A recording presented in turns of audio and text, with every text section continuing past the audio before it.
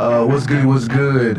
I am your host, Jason JWILLDOESTV, and I got my guy, Mr. What will he be today?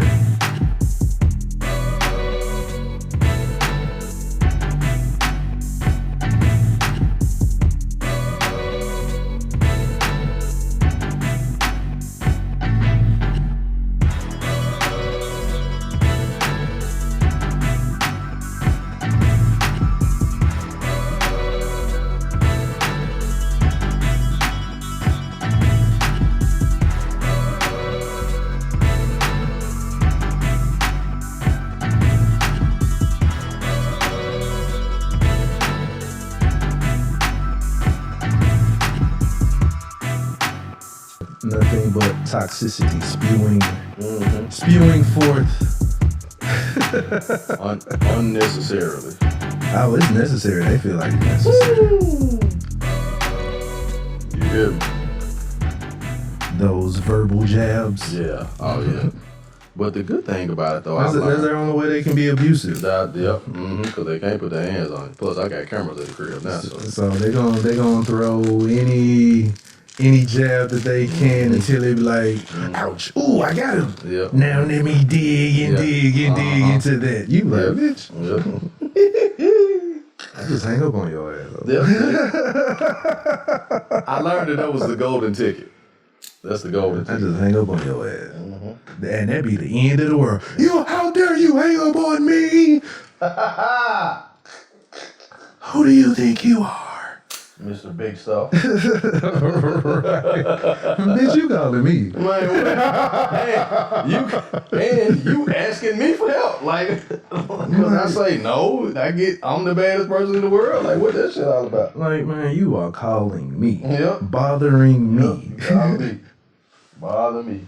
I ain't did nothing to you. I don't want to talk to you no way.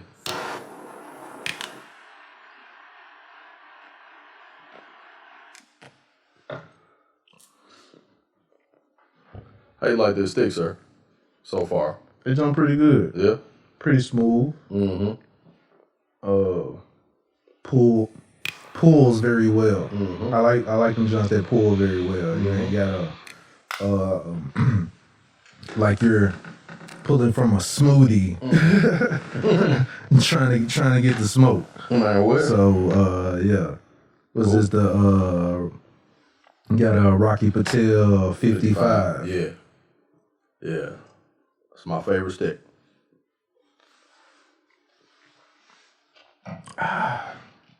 While I drink on some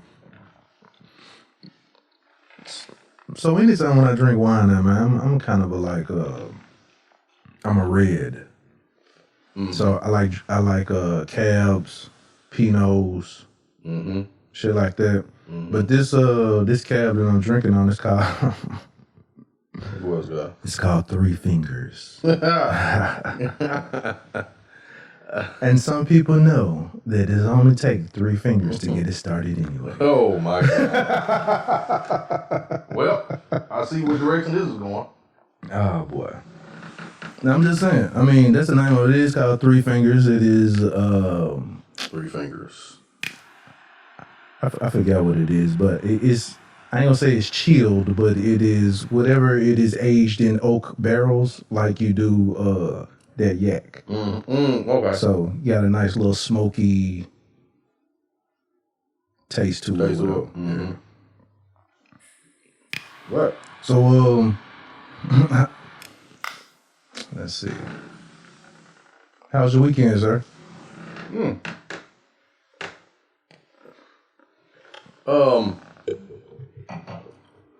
Weekend was really good, man. Weekend was really good. A lot of things going on. A lot of things, working on my personal brand, helping some other people work on their brands. A lot of creative energy been going on with me this past weekend and lately. Kind of pulls me out of my more so is it the right I think I'm working more from my right brain, I believe it is now. I think we all work from the right. It's the left. So I'm working more from my left, from the left brain now, the creative side. Creative space. Yeah. And it feels good, man. Seeing things differently, seeing opportunities for other people. Embrace the starving artist side. Yeah, for real. Like, yeah, so it feels good to tap into that, man. It feels comfortable. It feels natural. You gotta be hungry though. Yeah, absolutely. And that side, in order to create, you gotta be hungry. Oh yeah, absolutely. Yeah. Cause being an entrepreneur helped to develop that. Though. You know what I'm saying? But because you really gotta be creative to stay eating. You know what I'm saying? Yeah. So that's how I tapped into it. You know. But the creative side, it's a different kind of. The entrepreneur space, the hunger is the money.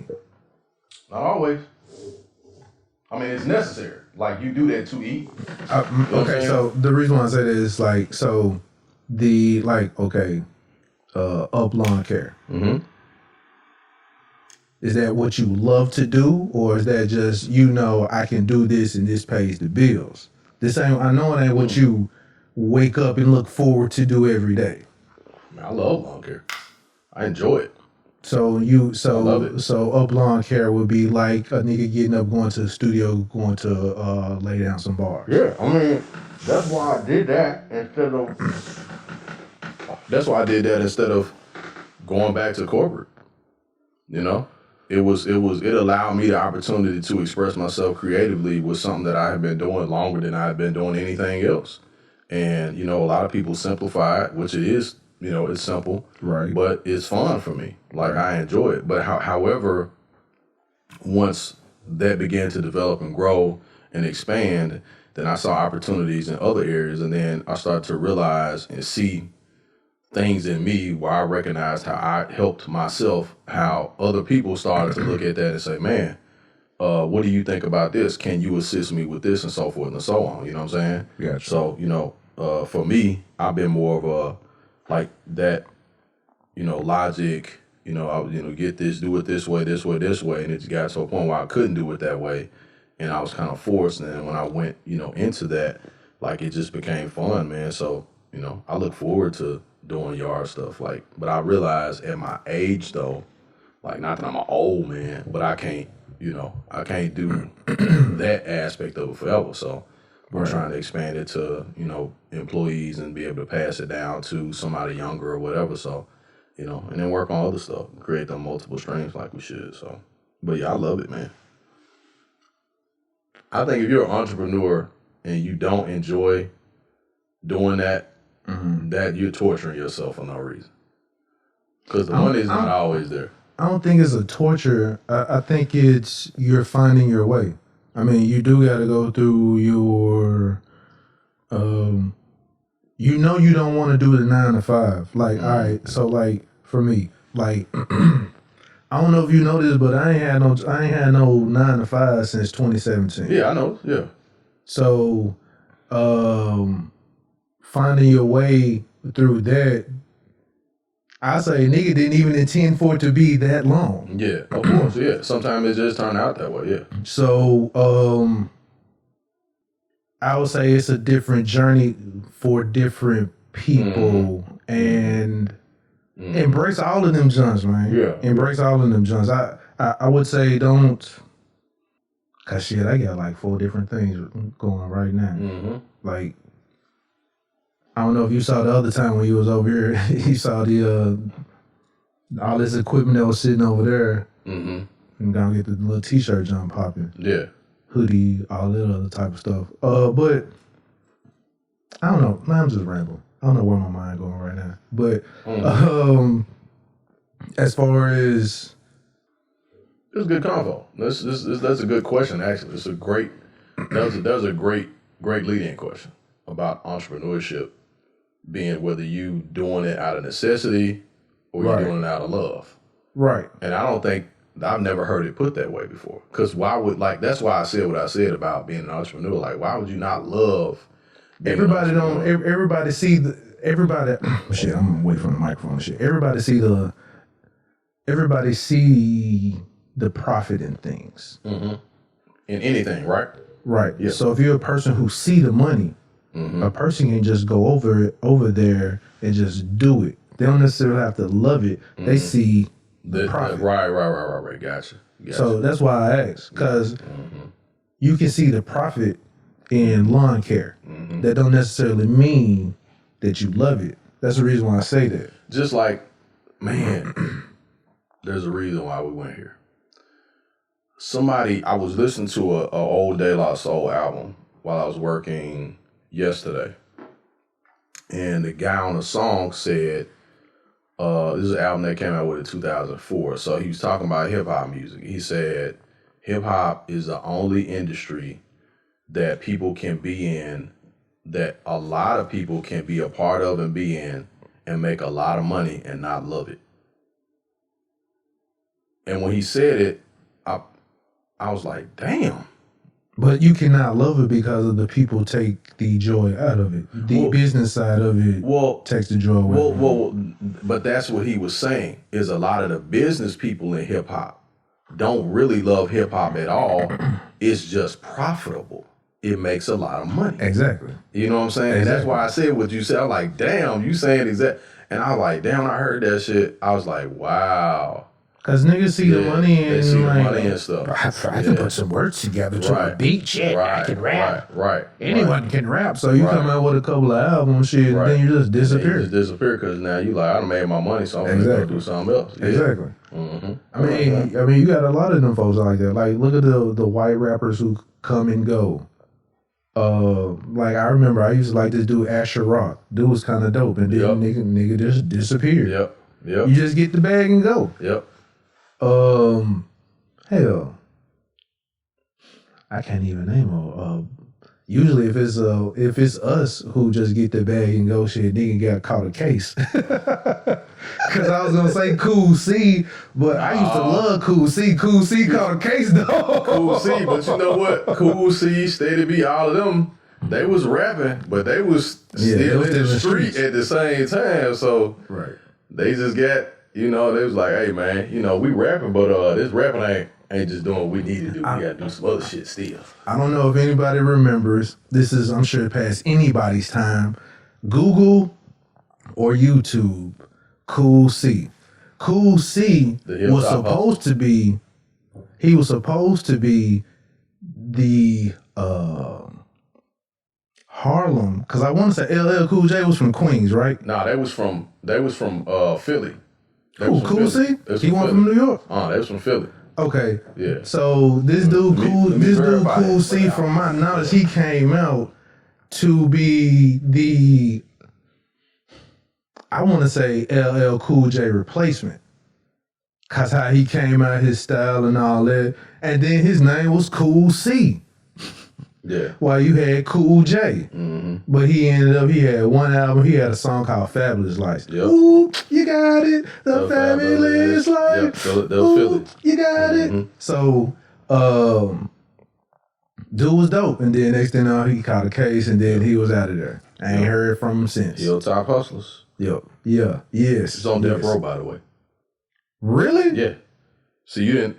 Death Row was back then? No. He's on death row. He's sentenced to death for the murder of a police officer in that bank robbery. Oh, no. I was not aware of that. Yeah. Steady B, that came out after him? Yeah. Go, can't where you want to go? Steady with me. All that was on Video Jukebox back in the day. Right, So, there was Hilltop Hustlers. They had the jackets, had Hilltop Hustlers on the back. You got it, the fabulous. Yeah. He was all cool. The troops and shit. Yeah. Him and Steady B, they was boys, like they all came up together, but they was robbing that shit. And they robbed that bank and the police officer got killed and they went to jail, went to prison. Been in prison ever since. Damn. Yep. How long can you be on death row? Cause that was a long time ago. Well, see, what happened was, so hold up. Cause if he hasn't been, that means he's still serving the sentence. So what happened was they got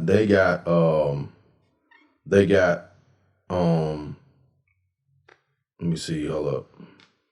No, this was in 96. Yeah, when he got hemmed up, that was like in the 96. It was 96. Around with Special Ed and all them was coming out. 95, 96. Yeah, so, Ed was out before. So, Yeah, Ed was out. Special Ed came out in 94. He came out in 94? Yeah. Okay. 94, 95. Okay. I thought Ed was out early than that, but really? Yeah, I thought he was. I thought Special Ed was out early than that. But I know they were yeah, because see, it says he was a former rapper who was active in the late 1980s. So it was like 89 when Fabulous Life and all that stuff came out. It was like 88, 89. Yeah, that was around then because Special Ed was way before Jay-Z started and before Nas popped off. Yeah. So, you know, Ed was like the cool New York rapper before Jay and them started like the cool rap and, you know, that type of stuff. You know what, real talk? So, Special Ed came out when? Hold up, I'm looking it up now. And I'm going to get to the drops. I'm going to get to the intros. I'm sorry, people. We just got off on a tangent. I don't want to interrupt the flow of this or anything. So his first album was Youngest in Charge in 89. He was 16. 89. Yeah. Cool C came out in when? The 80... Like 88, 89. Mm-hmm. Hold on. So Special Ed came out first. Hold on, let's see. Let me go back. And what's this cigar you smoking on, man? This is a Camacho, Connecticut, and I'm not sure the origin of it, but it's a Camacho brand, Connecticut. It's a Toro. It is. It's not a Maduro. It's a real mild smoke. It's a real mild smoke. Yeah. Gotcha. Yeah. 87 to 96. Okay, so real talk. I would say this is and I want to say this is the reason why I do still have an infatuation for New York rap. They are the reasons. Because Special Ed, I'm the Magnificent, one of my favorite songs, still classic in my head. I'm the highest numero uno. You know, this nigga eating alligator souffle. Yeah. You dig? So he was talking that swag rap shit way back then. That Von Schway, that big boy shit back then. Yeah. Right. Yeah. So they were the ones who I fell in love with rap. Yeah. Special Ed, Slick Rick. Why am I tongue tied today? Slick Rick with Children's Story. A good mess. I'm willing to share that. Nah, it's all good. And Cool C. Yeah. And then after Cool C, the next rapper was LL Cool J. And then after Cool J, I want to say niggas started getting into like bass rap, which followed like Too Short and all of that. Yeah. Too Short, Luke, all that other type of stuff. Yeah. But yeah. Man. Those are all, you know what was interesting? Philadelphia. YouTube Special Ed people. Yeah. If you don't know who Special Ed is, YouTube Special Ed. From a lyricist standpoint, dude was 16 and was like dope as hell. He was super dope. Yes. I mean, like at 6, that was interesting about. He was rapping like how Jay-Z rap in 96. Right. Exactly. Now, I want to say how how Special Ed was rapping is how Jay-Z was starting to rap on.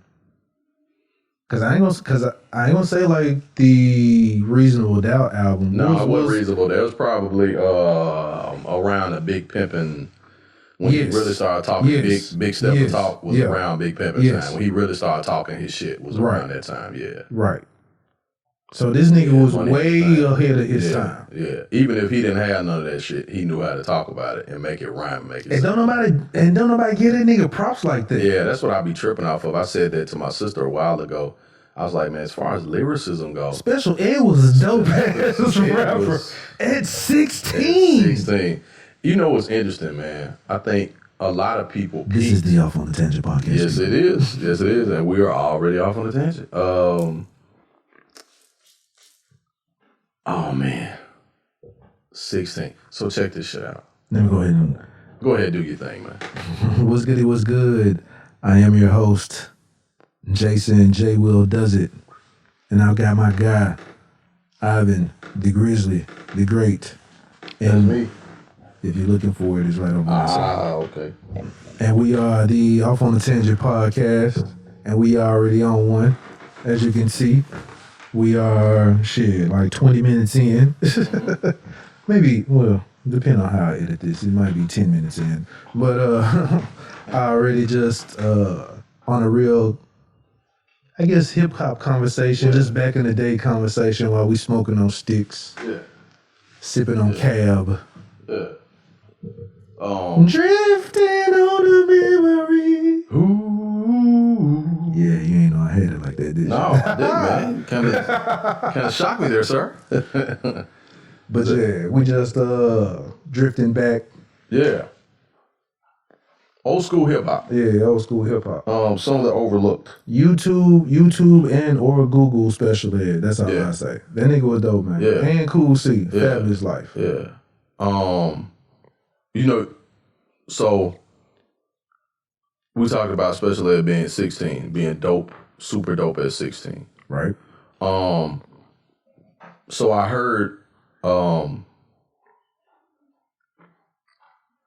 I think sometimes what it is that some people just happen to be in the right situation at the right time and they got exposure at the right time. I also feel like some people, they peaked way too soon or they peaked relatively quick. And around that time, you can be ahead of your time. You can be ahead of your and time. And niggas won't fuck with you because it's like, nigga, who listening to that shit? Right. It's a lot of those. Yeah, it's a lot of those. And then by the time either you get discouraged and you let it go, or you just, or you just transition. Like you just automatically transition into something, doing something else. And you let it go and you just move on. You start acting, you start, you go get a corporate job or you go whatever, do whatever. It's like a bad relationship, man. And it don't love you the way way you love it back. Yeah, a lot of times. Yeah, and because you hear rappers rap about their love affair with hip hop and how hip hop, like man, whatever, like it happens for some people. It turns out great. Some people it turns out okay, and some people it don't turn out at all.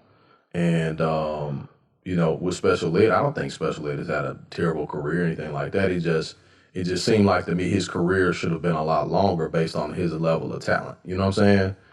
At that age, at 16, I would have been thinking special ed would have still been putting out top like hit albums. You gotta, man. You know what I mean? I put like this. Then too, you gotta understand when competition increased as well. I don't think it had nothing to do with competition. What you gotta do is like when your name is your name, when your product is your product, and everybody eating off your shit but you, you're gonna be like, man, fuck this shit. You're right. And you're right. And a lot of times, if you like, all right, he's 16, he the first in the business, pretty much you could say. Yeah. So you find out nigga raping and robbing you early, you like, man, you know what? All right, I can go back in these streets, my nigga. You know what I'm saying? Fuck this rap. Right. And right.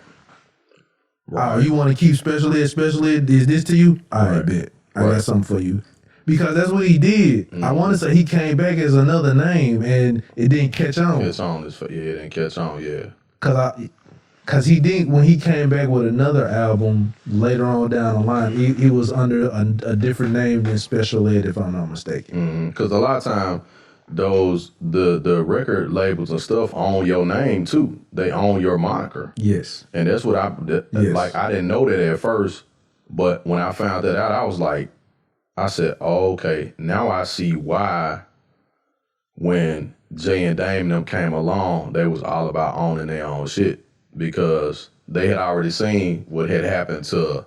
It's like that scene in The Wire, man. Yeah. My name is my name. Yeah. My name is my name, nigga. Shit, fuck this shit. For real, yeah. I don't care if it is about some corners. It's my name, nigga. My name on the corner. Fuck up my name if you want to. Exactly, man. I'm looking for you. For real. And you know what's funny? So check it out. He released the album in 89. He released another one in 1990. right? And I don't remember anything after 1990. Well, the next album was in 1995. Cause 1990 they didn't promote that joint. Yeah.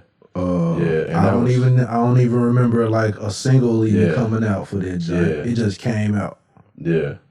No video. Yeah. You know, so I mean, man, it's like how many artists have put out music or were extremely talented. And that's why I say now you can really control your own thing. I'm glad to see. Man, these young people, like really young people controlling their own narrative. Whether I like the music or not like the music, I like the fact that they're able to control and sell and put out their own stuff. You know what I'm saying? All right, so it's funny that you say that. So we had the conversation about MC Hammer, let's get started and stuff like that, right? Mm-hmm. So you say that about the music. Again, we had this conversation about we used to listen to some bullshit. Well, I ain't gonna say we listened to some bullshit because that shit was hard to us. Right, it was hard to us. If you think about this, it's the ice cream man. It's the ice cream man. A off-key, non-singing ass nigga. We bumped the shit. We did. Out of that song. Windows all rolled down, bumping the ice cream musical. Cause that's how it started off. Yeah. And then this nigga coming in, the ice cream man. It was more about... If a nigga gave you a demo, you'd be like, man, what the fuck is this garbage? But you know what? But we talk about this new music. Right, we used to listen to some... I ain't gonna say some trash, but... Some of it was trash. Some of it was. So I'll give you an example. Oh boy. So... The Humpty Dance is your chance to do the hump. Do it, baby. Okay, all right. Do the hump, the hump. Okay. Come on, do the hump, the hump. So for fairness... I ain't saying that the songs is garbage. All I'm saying is that if you go back and listen to it, you like, hey, okay. All of our songs were just open up. All of our music were not classics. No. Now the Humpty Dance is a classic song because when you hear it,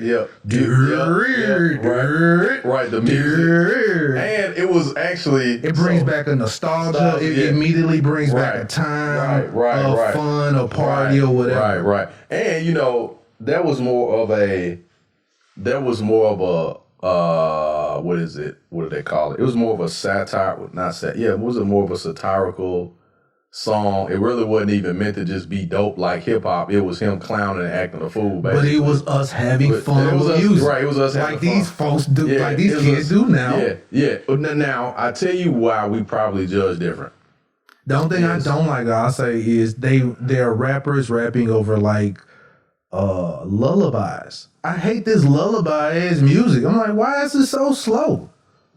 Why are you rapping over something that The Dream or Neo would sing? Yeah, so there's a thing that they're doing to they're trying like different, like, I don't know what you call, they're trying different styles or whatever, which is cool. Like, do your thing from an artistic perspective. I'm cool.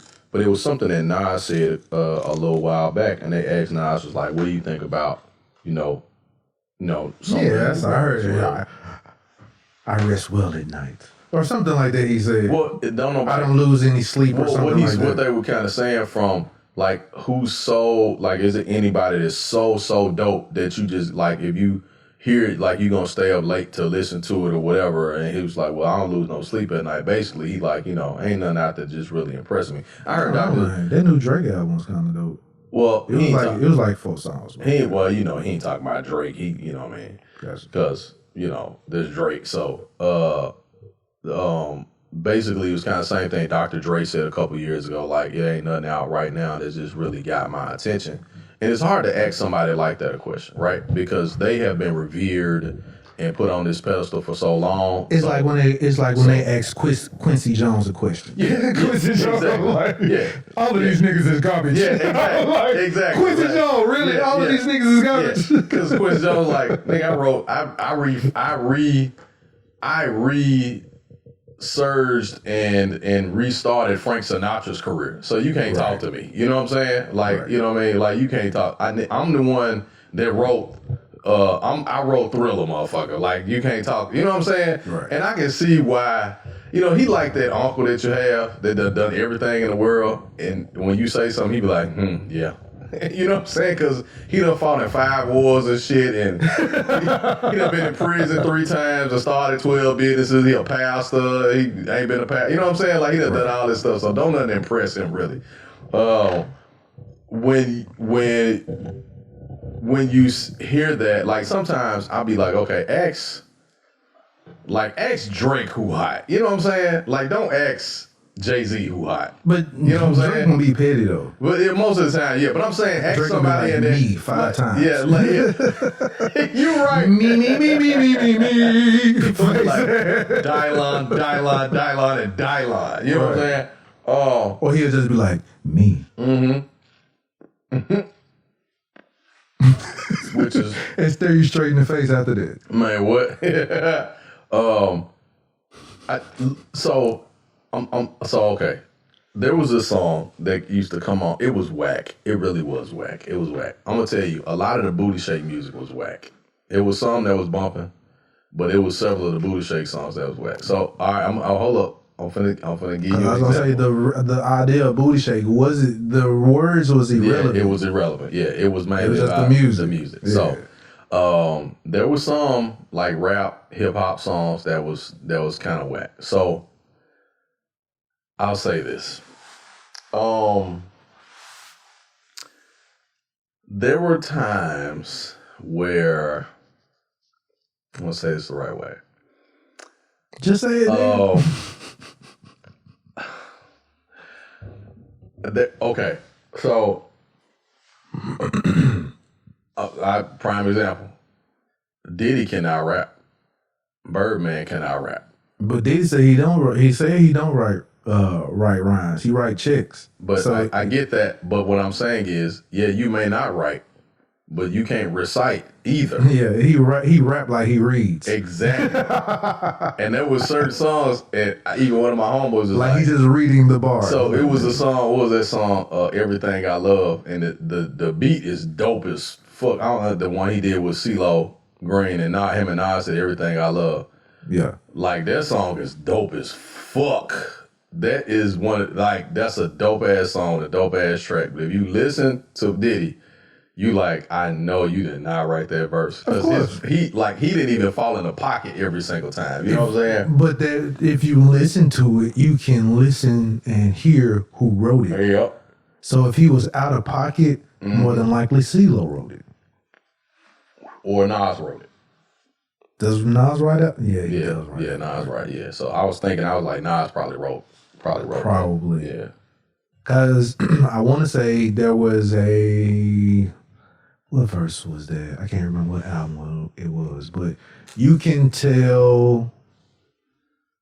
No, that was Dr. Dre. So when Dr. Dre rapped over a verse, I could tell that Jay-Z wrote that junk. Or Snoop.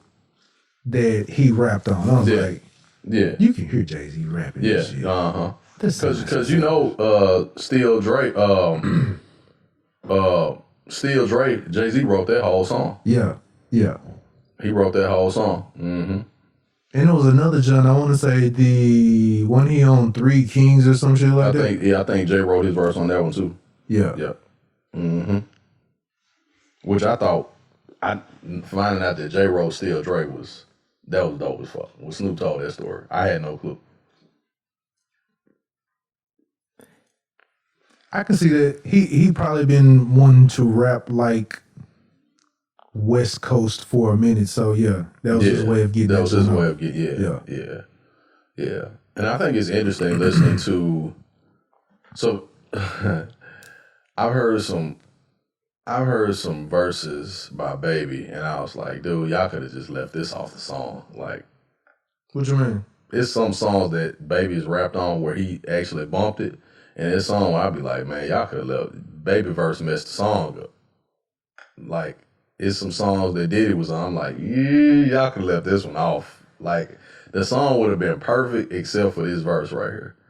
That's one thing I don't like about trying to force the issue on certain songs. Like, don't force it. If you don't belong, like... But some rappers are just saying yes to every song. Yeah, that's true. They just be like, okay, cool, man, put it on there. Like, yo, you own it, so I ain't like I can tell you I don't like your verse. Right. You know what I'm saying? And the rapper, some rappers can... Like, the only person so far that I can know who's been rapping for a while, and can still do it is Gucci. You know what? I like Gucci's rapping. That's what I'm saying. Like, right now, Gucci can still find any pocket and rap over anybody's song, and it don't sound forced. Yeah. Now, he say some ridiculous shit sometimes, but that's Gucci. But Gucci, I like... So, what's interesting about Gucci, a couple things. I'm glad you brought Gucci up. And, you know, we on the hip-hop thing, so we on it. Gucci has an amazing eye for talent. He do. And I'm starting to study people like that who can recognize talent, who can recognize somebody who has a potential brand, who can recognize somebody who has a potential out front personality. And Gucci's got it, man. Gucci's got that. I would... It's just about when you see somebody, you see... I ain't gonna say the passion. It's like, it's a sound. It's a sound that a person has when they rap. Right. It's a sound that a person has just them talking. Yes. Like, all right, perfect example. I'll say one of the perfect people to give this example that I'm speaking of is Method Man. Yes. Method Man, he can talk to you and you think he rapping, just how he talks and his hand movements and whatever like that. He can just have a regular conversation and you would think that he's flowing some of the magnificent raps ever. And he ain't even really said a rap. Yeah, because he's got the voice. But it's his voice. Right. You know who is just the opposite? Jay-Z is just the opposite. If you listen to him talk, if you didn't know Jay-Z could rap, nah, Jay-Z got that voice. I don't think so. I don't know. What made me realize that about his voice. All right, I hadn't heard him in a long time, and all of a sudden I heard him on "Just Don't Kill My Vibe" remix. As soon as his voice came on, chills. Yeah, I was like, that nigga do got that voice. Well.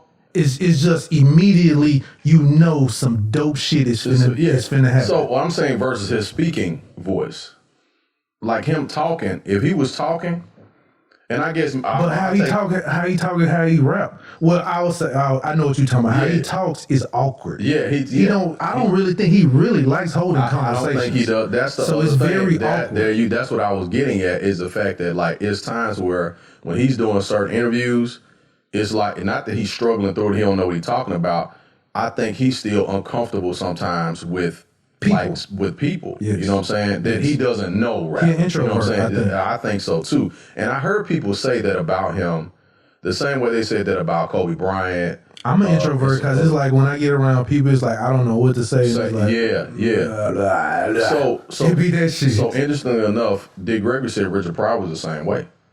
He said he was a very awkwardly shy person around other people, but when he got on stage, he could just turn it on. Now, he could do interviews where he would talk to people, and he was very astute and whatever, but that he wasn't comfortable doing that. That was like outside his comfort zone.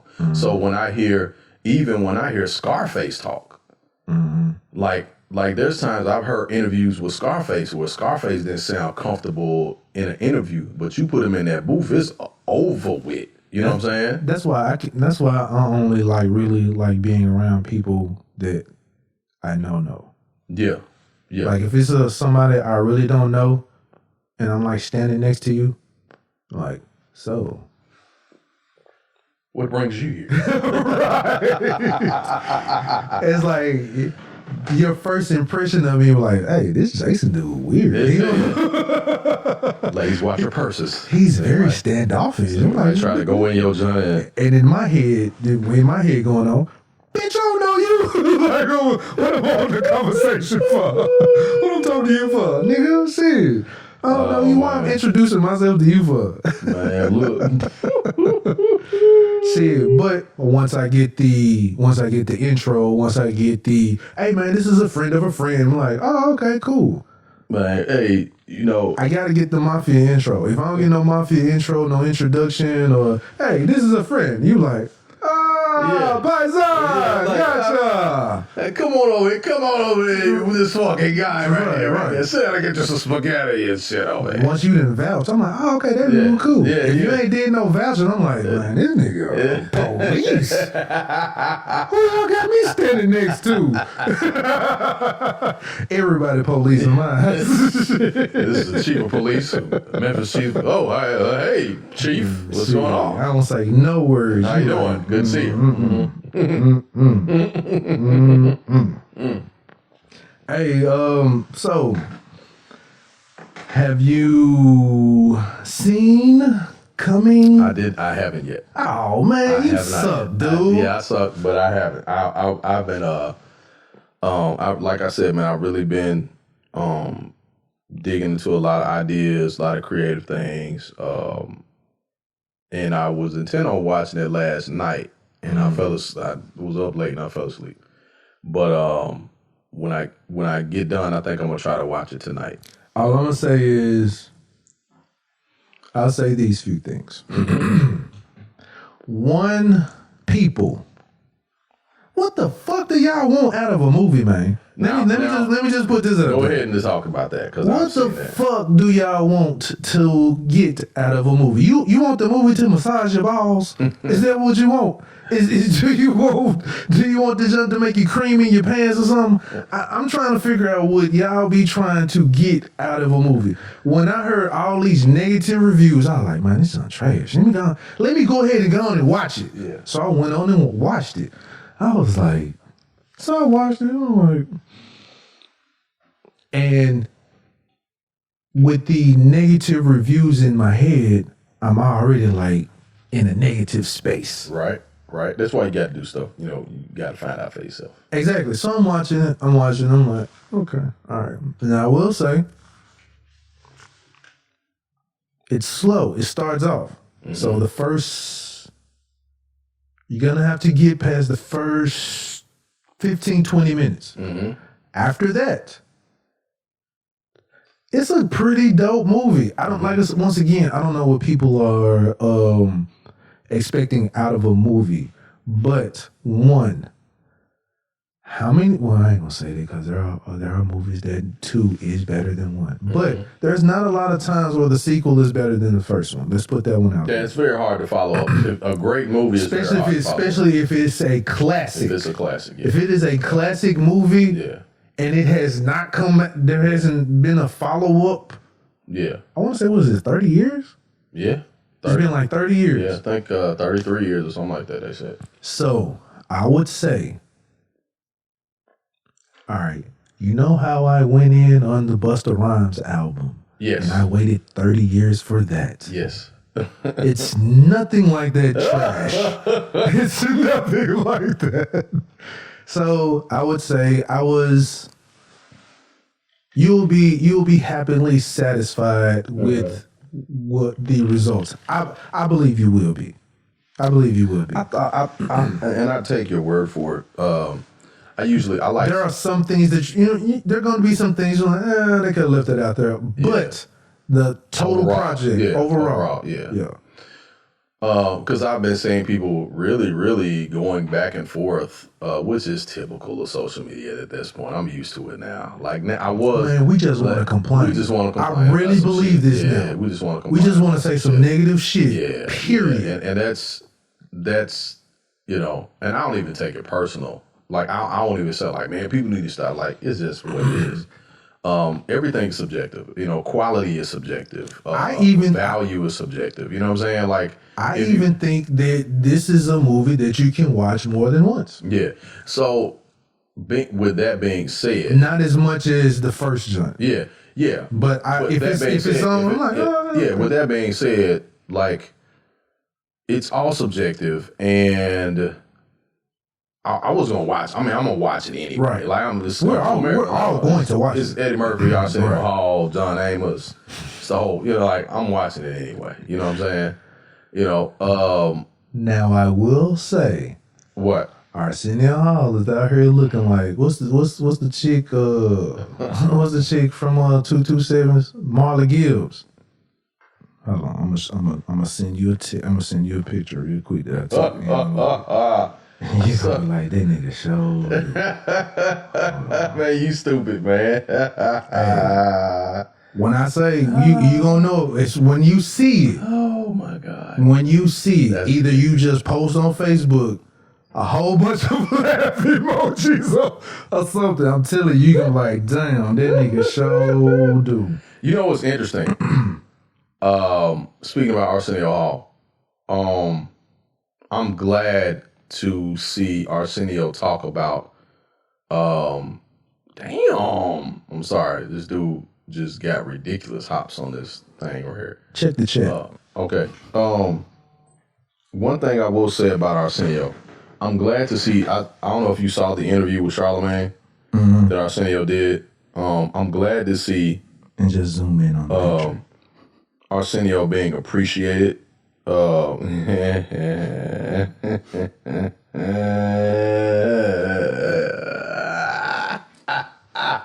nigga don't look like Marla Gibbs, nigga. No place, y'all. he needed like a beard or something, man. 227 face ass. he needed a beard or something, man. Like, oh man. You know, that is her name, right? Marla Gibbs. Yeah. They should have gave him a goatee or something.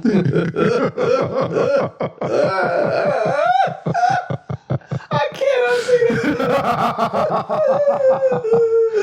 Oh man, I'm telling you, man. Oh shit! Oh my God! Oh man, I can't unsee that now. Oh boy! Oh, that is shameless.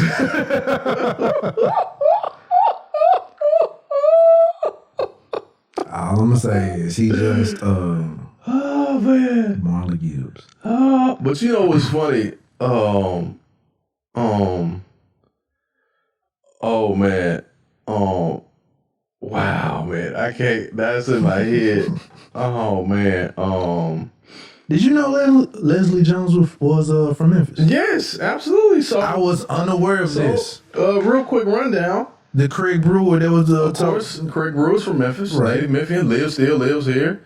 Leslie Jones is from Memphis. Was unaware.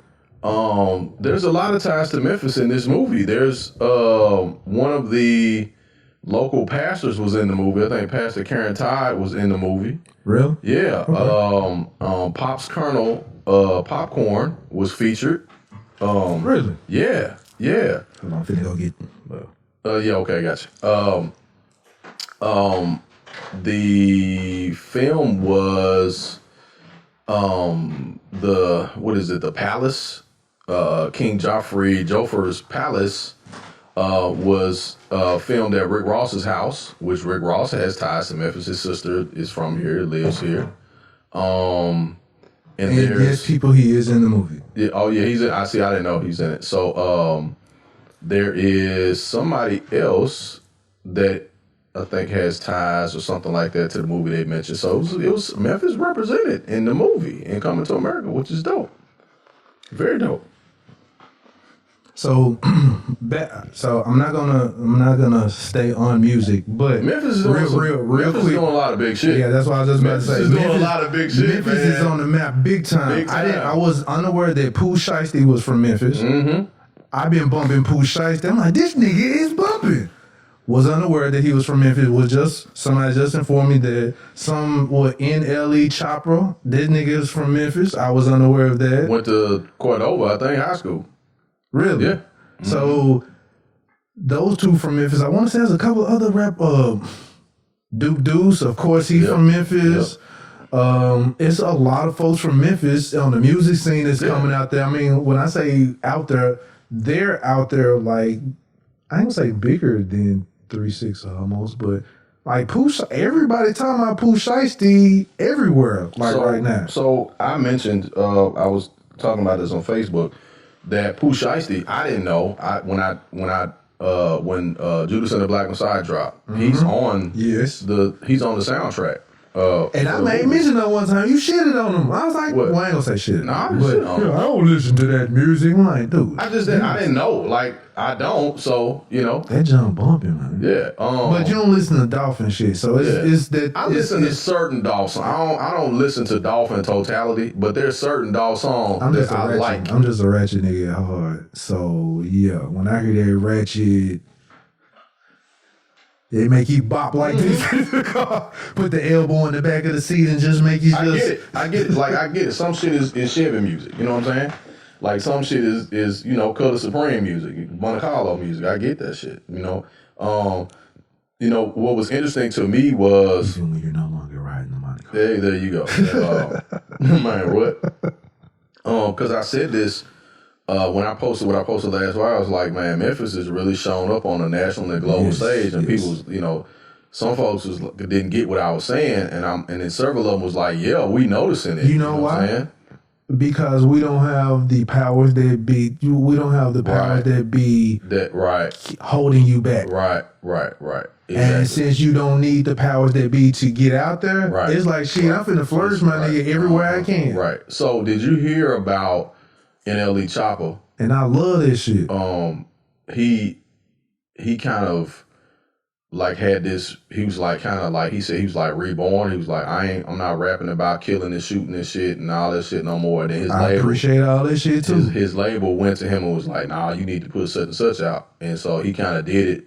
But in the future, he's like, man, I can rap and still be dope without talking about tearing shit up and killing motherfuckers and all this shit. You can be. Like super duper. So I mean, I say this.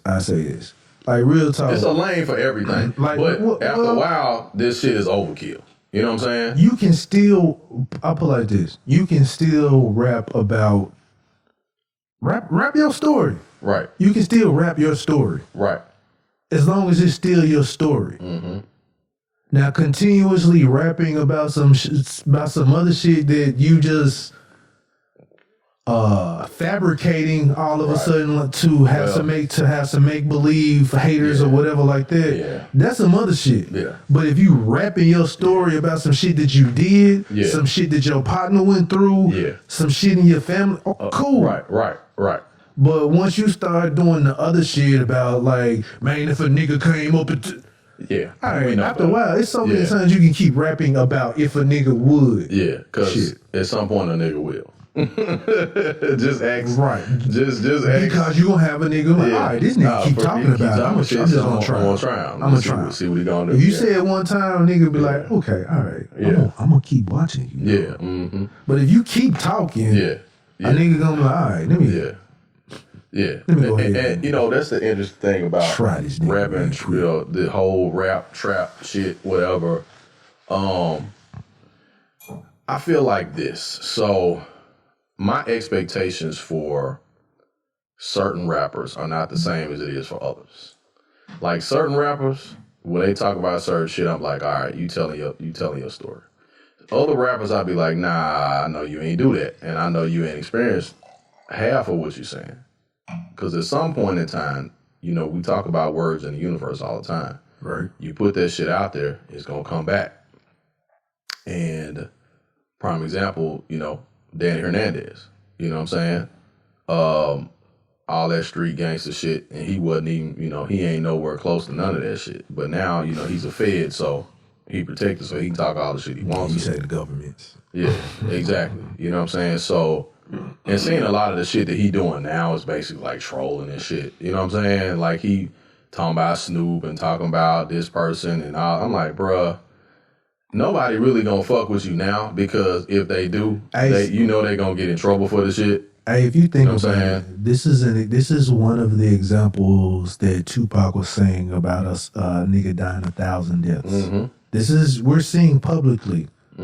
Every time he goes live, every time he tweets, this is a nigga that like he might get likes, but we like crash accidents. Right, exactly. We watch train wrecks. And that's exactly what the fuck is happening to do. So this nigga is on every time we see him posting something, he's dying 1,000 deaths. Yeah. Seriously. I agree with that. I agree with that wholeheartedly. Seriously. Yeah. Because now it's like a junkie who's keep trying to catch that first high. Yep, keep trying to catch that and first. Now, since he ain't really got it, you know when you still have it. Yeah. And when you ain't got it, it's like he's trying to catch it. He's trying to catch it.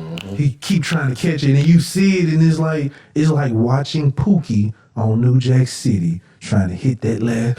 Man, this is calling me, man. This nigga just sitting there sweating. This nigga just sitting there sweating and shit. So and you know, it's like I put like this. It's how much are you willing to be famous? Yeah. How much are you willing to be famous? Because right now he's constantly keep going and going and going to keep trying to catch something. Yeah. So now I'm gonna keep trying niggas to catch something. I'm gonna keep trying niggas to catch something. Let me talk about somebody's dead family to catch something. Let me throw somebody dead up under the bus to catch something. That's that attention.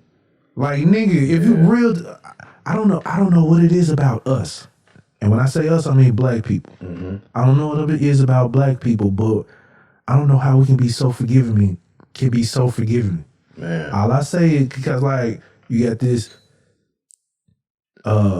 whatever his government name is. Yeah. Danny Hernandez. You got him disrespecting people who just died, who did many things to the industry and stuff like that. That shit ain't cool at all. I don't like that shit. All I'm saying, you have people who claim to be real killers and niggas is walking the streets. That's what I'm saying. And you still got George Zimmerman. George Zimmerman out here walking the streets, and you got niggas who claim to be killers, claim to be thugs, but you'll come over and kill a nigga because he stepped on your J's. But this nigga doing real damage in your neighborhood. Y'all let this nigga walk. Walk. That's you can't don't claim nothing about no killer. Don't claim nothing about no thug. If you let a nigga shit on your neighborhood, kill a young dude and kill a young boy in your neighborhood that ain't even from your neighborhood, and you letting this nigga walk. This nigga been walking for like years. So hell. Years. So that's all I was saying. What that man said, y'all kill X and let Zimmerman live. What Jay said, y'all kill X and let Zimmerman live. So I don't understand. I don't understand that shit. And people will record the nigga and put it on social media instead of just muting this motherfucker. I gotta touch him. Yep. What crunchy black when you need them? Well, you know, allegedly. Yeah, all alleged. Yeah, that what Crunch said. Crunch turned me out with that shit. Crunch said, you know, I'm gonna tell you now, man. You know, I do this shit. You know what I'm saying? Allegedly. I mean, I ain't gonna really do nothing. You know what I'm saying? I just be talking, y'all. That shit was funny as hell. I said, Crunch, it was something else, man. A Memphis nigga is all talk till it ain't no more talk. Till it ain't no more talking. Yep. All you hear is, aight, man. What you hear? You best get somewhere and sit the fuck down. You be like, okay, all right, man. All right, then. Okay. All right, then. Okay, then. Once it start getting short, it's like, all right, man. All right. Bet. Man, what? Wow. What's that bet? Damn, man. Because when he rolled up on Meek, that shit was foul. I was like, he was trying to bait Meek into doing something to him. And you know what I'm saying? I was like, damn, bro. Because you know. And see, if it's... you know what? That shit was whack, it's like the conversation we just had before we just started. That shit was whack. It's just like when somebody tries to keep jabbing you and jabbing you and jabbing you until you respond to that motherfucking ass. And so he responded. But see, he wasn't even having a conversation with Meek, I don't think. Meek was just saying something in general, and then he... And then he just rolled up on him like, and Meek like, damn, bro. Like, what the fuck? Like, are you okay, nigga? Like, where you come... He just rolled up on me coming out of a spot. Like, bro, where you come from and shit? Right. Like, come on, dog. Like, come on, man. I ain't finna do nothing to you out in the open and shit. You just trying to use my name to get your name and shit back popping the way it was before. And that shit whack. I see people do that a lot. It's just the same as a motherfucker like But see what that is it's a way to lure you back to the hood. It's that conversation we keep coming back to about can you leave the hood? Yep. Can you come back to the hood? Yep. Nick, like, all right, so say for instance you a OG, real OG. Mm-hmm. Hands dirt, in the dirt. Right. Mm-hmm. You come back to the hood. There are people who do know you in the hood, but everybody, the new generation, don't know you. Not even a try. Not even a try. Because they don't know. Exactly. Mm-hmm. And it's like, yep. Now you out here beating your chest. Nigga, do you know who I am? Now you look silly though. Mm-hmm. Beating your chest, nigga, do you know who I am? Because you're an old dude and you beat your chest and now everybody looking at you and you look out of place. How the new generation look at it, if you still that nigga, whatever I'm about to do, somebody gonna stop me from doing it. Right. And it don't really work that way. It don't always work that way. Because you can end up touching somebody, not knowing you finna touch somebody. Yeah. After you touch them, then all hell breaks loose. So after you have touched them. So now you gotta go in the hide. So a prime example. When you see rappers that actually came from the street or have been affiliated with the street or around the street, right? Who grew up around killers. They may not have been a killer themselves, but they grew up around killers. So you know the story, you know the atmosphere. So you can talk to that because you've been around it. Right. And you get to a point where you're far removed from it. Because when you're around killers, you still have that. You got to kiss a certain that aura around you, where niggas just ain't gonna fuck with you. Period. It's a certain aura. It's a certain aura. But when you are out of it, it's like a lion in the zoo. Yeah. If you take the lion in the zoo and put him back in the jungle, it's gonna be some niggas that's gonna fuck with him. Just because he look weak. Because he look Well, or I ain't gonna say he look weak. It's that aura about you, how you carry yourself. Right. Because you know what? That's what happened when niggas will go to jail. Like you remember what was it, man? You remember when in the movie Paid in Full when Mitch got out of jail, right? And he was like, man, I gotta let these niggas know I'm still Mitch. You know what I'm saying? Like I'm still money making Mitch. They don't forget who they fucking with. Because if you don't, they gonna try your motherfucking exactly. ass. You know what I'm saying? And in all honesty, that's what the fuck happened. I hate that shit. It's like, man, your name is your name, and it should stay that way. It should, however, unless you become a rat, and that should change. Well, if you outside of that, your name is your name, and once people know your name, it's like, all right, like real talk. Well, I don't know. Hoover still alive? Larry Hoover, yeah. Larry Hoover. Now, Larry Hoover, if he get out, he will still be solidified. Won't nobody touch him. But there are some people who will come out who have up there like Hoover and will get touched. So I'm gonna give you an example because they don't know who he is. So, well, hold up. I was watching a documentary, and they were interviewing young gang members because Hoover he been on different shit since he been in prison. And he's talking about, nah, man, that ain't the way. I've been there, done that.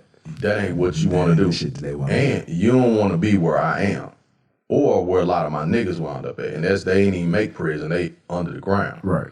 And I saw this young dude say, man, I don't even know what the fuck that is. Fuck that nigga. If I saw that nigga on the street right now, I'd kill this motherfucking ass. Now, I saw this what this dude said, right? But they gang lick say who? Like, nigga, what the fuck? So, that's what I'm saying. Like, wait a minute, dog. Yo, lick say Hoover. How you not know who this is? Like, that shit didn't even make sense to me because I was like, damn, bro. Like, this somebody you had to study. And but then again, everybody's don't say that. It's true. And you know, you got offshoots. You got, right. You know, everybody doing their own shit now. Right. Same like to me, you know what I'm saying? Ain't nobody keeping nobody in check and none of that shit. All kind of colors. Yeah, like what the fuck? Niggas got on orange and shit. Dude, I be, you know, I'm just saying. I be seeing in videos niggas who claim blue, but in videos they get red on. Everybody in the motherfucker got red on. I'm confused. Yeah, that shit weird. That shit is fucking. Now, of course, you know when you get a certain amount of status, maybe it's a disrespectful video. That's how I look at it. But it don't be a disrespectful video. I swear, I don't know. I swear I don't know. Mm-hmm. And when I saw this documentary, I was saying to myself, like, you know, man, like I never been in a gang. You know, I've got close friends, whatever, grew up, but there was certain shit that you just knew you didn't say or didn't do. Like, right. It just, you didn't, because there was a certain amount of respect attached to that individual, right? Regardless if you in the gang or not. Exactly. That's period. Regardless if you in the gang or not. You just respect know. Respect is just respect, yeah. And that's one thing I like about Jay Prince. When Jay Prince talks about that, like, man, if you want to be a real man, there's a certain amount of respect. Respect the nigga first. Respect, like, whoever, you know what I'm saying? Like, the old niggas got respect the young nigga. Like, you don't just run up on a young nigga and think you just gonna disrespect him. Like, respect that man, you know what I'm saying? Now, if he do something that don't garner respect, then we get a whole nother situation. Right. But it's really about, like, okay, everybody cool until you not cool. But if you somebody like that, everything straight till it ain't. Right. But if you somebody like that, because you know what's interesting, I was listening to Jay Prince talk about Larry Hoover and their relationship and how the government really, you know, which is you know, like the government really don't want that dude to get. He's like, man, all these other cats got out and stuff or whatever. Like, man, Larry Hoover ain't got in no trouble in 30 years. Like, he ain't done shit in 30 years. But why not let this dude out? You know what I'm saying? That's a power move. Right, that's a power move. It's just a power move. Exactly. Because you know, when that nigga do. Yeah, exactly. If he do. Yeah.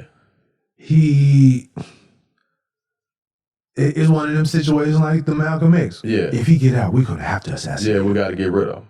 We got to get rid because he can say one thing that can change an entire culture of young black men and women. He can combine. He can be able to combine. There you go. That's the type of influence that he has. It's the Black Messiah shit all over. There you go. So there you go. Yeah. And that's why people like that, they either want to lock you up or they want to kill you. You know, it was something that Jay said in the song on the soundtrack. He was like, and it was interesting hearing Jay say that. He was like, he was like, I'm stacking my bread up because the shit I'm saying, they're going to come after me at some point. Right. You know what I'm saying? And I hear it and I see it. That's why he limits his visits. He does. Yeah. This nigga moving like Farrakhan. You ain't lying. He limit his visits. If you see him, it's like virtually. Man, what? He come out with a secret album, a verse, or something, whatever like that. Yep. He stay off the motherfucking radar. I get the other thing too. Is like I can't remember if he said something or somebody else said something. He'll put the message in the song. If it go over your head, it just goes over your head. It's not time for you to get that message yet. Right. But others who know it, they already know what that mean and where to go with it. Right. There you go. So I'm like, okay, which I get the J Electronica thing, but a lot of times he don't dress it up well. Like Jay-Z know how to dress it up. Right. He knows how to dress it up and feed that message. Right. Electronica, cool message, but when you... Well, it's like... It's like not. that. It's not dressed up. It's not dressed up. So I'll give you an example. A perfect example is trying to stomach or trying to grasp or understand a Basquiat. Yeah. And you don't know. Everybody, when you first look at a Basquiat, I was like, what is this? Yeah. But once you understand and get to see things like that just sitting beside you, once you look into the picture, you see other different little messages like, I understand. The ground picture I told you. Exactly. Mm-hmm. So I get it. Mm-hmm. But at the same time, it's like, I don't like it. Yeah. You know what I'm saying? Yeah. So, yeah. Yeah. And that's everything come back to this music shit. Yeah, it's a great example. Well, music is about rhythm, and rhythm is about process and healing and the heartbeat. You know what I'm saying? That's why the drum is so important in African culture, because there's so many benefits from that. You know what I'm saying? Speaking to, we talked about Hoover. Right. Men, typically black men who garner heavy respect in this country are what they say the word that Hoover used, neutralized. You know what I'm saying?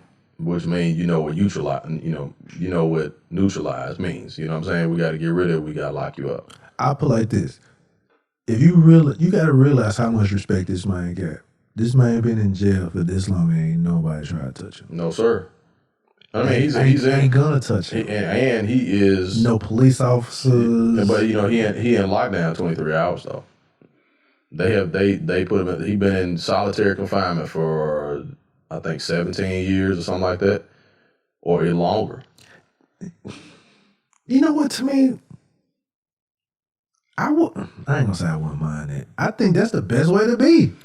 Well, solitary confinement, just you yourself. But that's human beings aren't. True. We're not made to. You're made to interact. You should be around other human beings, but to just. I mean, I guess it's a pro and a con, but for a while, but it will start bothering. It would start to get to you, and that's why I think he started writing children's books and writing other books and stuff like that, just to get that. What's in your head out? Yeah, get what's in his head out. Gotcha, and speaking of even like rappers coming home from jail. Well, here's a question. Well, here's two questions for me. From me to you, and you may know a little bit more about this artist than I do. Bobby Shmurda came home from jail. Mm-hmm. What did he do? 7 years or something like that, or I think it was something like that. And everybody was celebrating, because he did his time. He didn't talk. He did his time. And he celebrated being back at home. I've been seeing a lot of people shout him out, being happy that he's back. Of all types of rap, like just underground, whatever. Like, everybody's saying it. And I don't know where you're going, but I'm gonna see if you're gonna go there before I say that. Okay. Go. But him as an artist, before he went, I guess where does it come from, the respect from? I guess because he stood down. He held it down. But as far as like, oh, that nigga was a street nigga. No. I know that. That's what respect comes from. Well, yeah, I know that. I'm saying as a rapper, though, I guess it really, for that purpose, it really wasn't about the music. It was the fact that he had that respect, and then when he went to jail, he didn't turn to get back out to rap. You see what I'm saying? Well, the respect now is that the shit that he rapped about, he did the shit that he rapped about. I guess that's I didn't look at that part of it either. I didn't look at that. That's just like Lil' Kim. Yeah. Every like right now, ain't no matter what you can fucking say about Lil' Kim, you ain't gonna say you're a rat or anything like that because she didn't, she got in trouble. What was it, for perjury, for lying on the stand or something like that. But when she went to prison, she did her time. Right. So it's like, and I got a question for you. It's like when you have somebody who raps a certain way, who talks about rapping certain things, and then if they go to jail, they follow by what they say that they gonna do when they rap. It's like, oh shit, that nigga stand up nigga. Mm-hmm. So now he look like a stand up nigga. Right. I would say this though, the only thing that I have yet to check and see, I have yet to ask anybody, I have yet to see anybody just really check on this nigga mental. Like, it's party after this nigga got out. Yeah. This nigga, he was a young nigga. A young dude, went to prison, Yeah. So that mental, like if you come out, cool, you coming out and you partying, it's like, all right, but when that party shit stop and you come back home, you either coming back home to yourself or whatever, That shit. Yeah, and it's, you know, now if he I was, hadn't heard anybody say about him making any music. I'm pretty sure he is, but I had heard a lot of that being talked. But I'm with you on that. I wouldn't force this nigga making no music. Now he might have some shit ready. Now you have different type of people, like I put like this, like Lil Wayne. Some people, they been creating while they was in jail. And they ready to get that shit out. Right. They ready to get it out of their head and off. Yeah. Then you have other people who they been in their head and they can't process a lot of that shit. Exactly. You know, they're just out and they just want to celebrate being out. That's just like how we are doing this whole COVID thing. That's true. Us being in the house is like house arrest. I don't know if people realize that. Yeah, it's like house arrest. It's gonna be like house arrest. When you get out, you ain't gonna know how to interact with people. You ain't gonna really know how to hold a conversation with people or anything like that, because you're gonna overreact. You're gonna wow this shit All-Star Weekend. Motherfuckers wow. And you know, somebody said, hey man, when you niggas come back, like Atlanta, y'all can't say shit about Memphis because Memphis get an E in conduct. we really been acting like we done had some sense lately. And somebody said, man. Now I haven't seen people wilding out in Atlanta during the All-Star. I didn't see nobody wild out. I haven't seen any party. I haven't seen any lives or anything like that. So they may have been. I saw the CMG thing, but it was all of them. You know, it was them doing their own thing, like separate from everybody else. Did you watch the All-Star game? Yeah, I did. What'd you think of it? It was fun to watch. It's fun to watch. Okay, so I will say this. Mm-hmm. And I got maybe I didn't get the memo. I didn't pay attention. Okay. But I was thinking at least there was going to be something on Saturday. No, because Atlanta shut that shit down. So I was kind of disappointed that everything was going to be all wrapped up into one day. Yeah, well, hey, but they, you know, it went pretty well. Mm-hmm. That damn Steph Curry, man. My nigga came in this jump, put the fear. The nigga put the fear of God in everybody. He came out in this jump. He was like, hey, I want to be last. Man, what? I want to be last. That shit was cold-blooded, though, when he said he wanted to be last. He was like, I want to be last.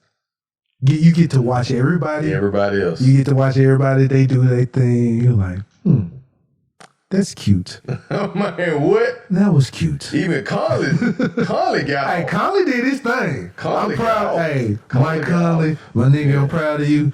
Hey, although you wear a different jersey, you represented Memphis well, my nigga. Yeah, for real. Hey, Conley got off. Dig that. Mm-hmm. But when Curry stepped on the court, that nigga like, dun, dun, dun, 30, like my jersey, bitch. Man, 30. Look, that dude, man. When that nigga had that money ball rack, I was like, this nigga ain't finna miss. He was just, hey, you know how like that, you show on SportsCenter sometimes they show the ball like split.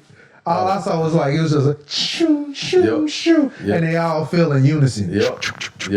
There was like ducks like in a line of row. Like it was like his shot don't even touch the rim. Like I understand why they call him the Splash Brother. Because that net didn't move. That net don't move. It didn't move at all. All you see is, and it stopped. All I kept hearing the other night was, did it go in? Yep. It did go in. Yes, it went. You know what? In the gym back in the day, if money. It would always be like, it's either a dude who can really shoot well or a dude that's like okay or can't, and he shoot and that motherfucker go in so clean. You like, damn, that nigga hit that shit. You like, yeah, he hit. You like, damn, what? Dude, the net was not moving. It was so crisp, man. I was like, it was like when you judging, like when you watching the Olympics and the diving, and the nigga just and no water splashes, and no water splash, that's what that shit is, no water splash. It was like, damn, is he in the water? Like, then he coming out the, we like, damn, he didn't even splash. What the fuck is this shit? That nigga was cold. Now I will say that nigga was holding his breath that second round. Yeah. He got it on the hairs of his chinny last he did. But that's a shooter, so yeah. And again, Mike Conley. Yep. Mike Conley was doing his thing, so yeah. I enjoyed it, man. What you think of the dunk contest? It wasn't bad, but of course we've seen those dunks before. We've seen just about all of them before. Right.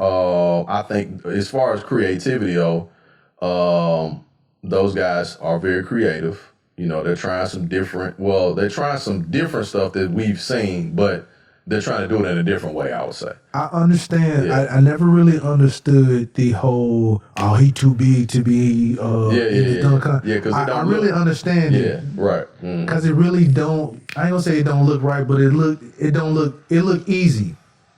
It look easy a lot of times, and sometimes you can't get everything off that you want to because you're so big. Yeah, because Because you remember back in the day, right? Who was that?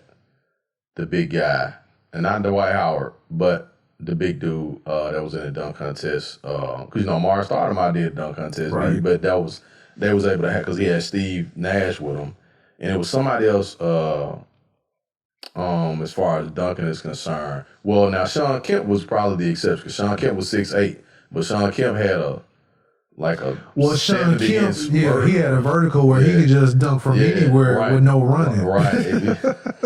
That nigga didn't have to run nowhere. That nigga like, oh shit, you want me to jump 13 feet? Right. Okay. Man, Astro foot ass. Man, but that's the exception, because I've seen some other dudes. Because, you know, Kareem Abdul-Jabbar was in a dunk contest, and I was... What? Yes, he was. Look it up on YouTube. One of the first ones. Why? The only thing that nigga... 7'1", like 200 pounds maybe, and he was doing backwards and cradling, and I was like, dog, that man legs ain't left the ground, man. That's what I was gonna say. All he had to do was just like... Right. I think that's what made Dwight Howard's better, was because he could jump really, really high. But he was still 7 feet tall doing it, though. Now, it would have been crazy if he was like 6'8" or something like that. Now, I would say the only way it will make a dunker that's tall dope if they dunk like they on NBA Jam, like they like 5 feet above the rim, and then they come down and like Yeah. Like you gotta have some verticals like that. Like, oh my God, this nigga, he took a shit on the rim. Damn.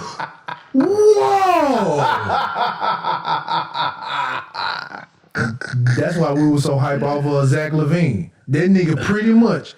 When he had the ball up under his ass, when he dunked the jump. No, that was so Zach LaVine went behind the back. That was Aaron Gordon that went under. Okay, Aaron Gordon. Hopped under, because you know Aaron Gordon's 6'10". Now that's another one. So that's what I'm talking about. You gotta have ups up. Like that nigga was like at the rim when he did this shit. So them dudes, them two guys right there. That dunk contest was like NBA jams. But see, that's what I'm saying. That shit was like NBA jams. The big dudes can get it off. You gotta have ups. If you got super ups, duper ups, and you can do, that's what we want to see. Yeah, you can't just like Vince Carter. Vince Carter, he did the NBA Jam dunks. Yeah. He just he wasn't big like that. So we still were amazed by it because of his height and everything. But once you get bigger, you got to be above the rim with that shit. Because even when he dunked on the two people, like, okay. Who was that? Two people. Who? What's his name? Obi Toppin. Oh yeah, Obin. Yeah. When he dunked over the two people. Okay. Yeah. Like you got hops. Don't get me wrong, but they just look better when you're short. Exactly. If you and that Aaron Gordon though, dude was doing some shit that was virtually impossible. Like the spinning mascot. Hell nah. I still can't figure out how he pulled that off. The timing was just perfect, and like I was like, hell no. I said, hell no. On the first go. I said, hell no. And then Zach LaVine, dude be jumping, and it don't be no effort. Like it be like dude be it'd be like he just be sailing. But he was the nigga who did the spinning mascot. The nigga was Aaron Gordon. Oh yeah, he was robbed. Now the first one, both times. The first, now both contests. Nah, he wasn't robbed. Nah, he wasn't robbed. No, he wasn't. Yes, he was not. He was robbed the second time. I give you that one. That first one, nah. Zach LaVine told it. Zach LaVine just did some shit that we ain't never seen. No. Okay, the reason why I say he was robbed, the dunk that Zach LaVine won off of, he was robbed. Oh well, he had already had the score though. All he needed was to do was basically complete that dunk and all of Gordon's dunks were 50s. All of them were 50s. Well, in that case, they robbed him the last one by not giving him a 50. You talking about the second contest, not the first one. The first one, Aaron Gordon, not Aaron Gordon, Zach LaVine won that one flat out, hands down. He won that jump. The second one, though, it's debatable. The second one, Aaron Gordon was the second robbed. one. He was robbed. Definitely robbed. Because when he did that dunk, I was like, hell nah, that's a 50. They gave him a 49. I was like, what? And it was who gave him the 40? It was somebody gave him the 9. Who gave him the 9? Dwayne Wade. Your guy. Man, hey man. But hey, you know what?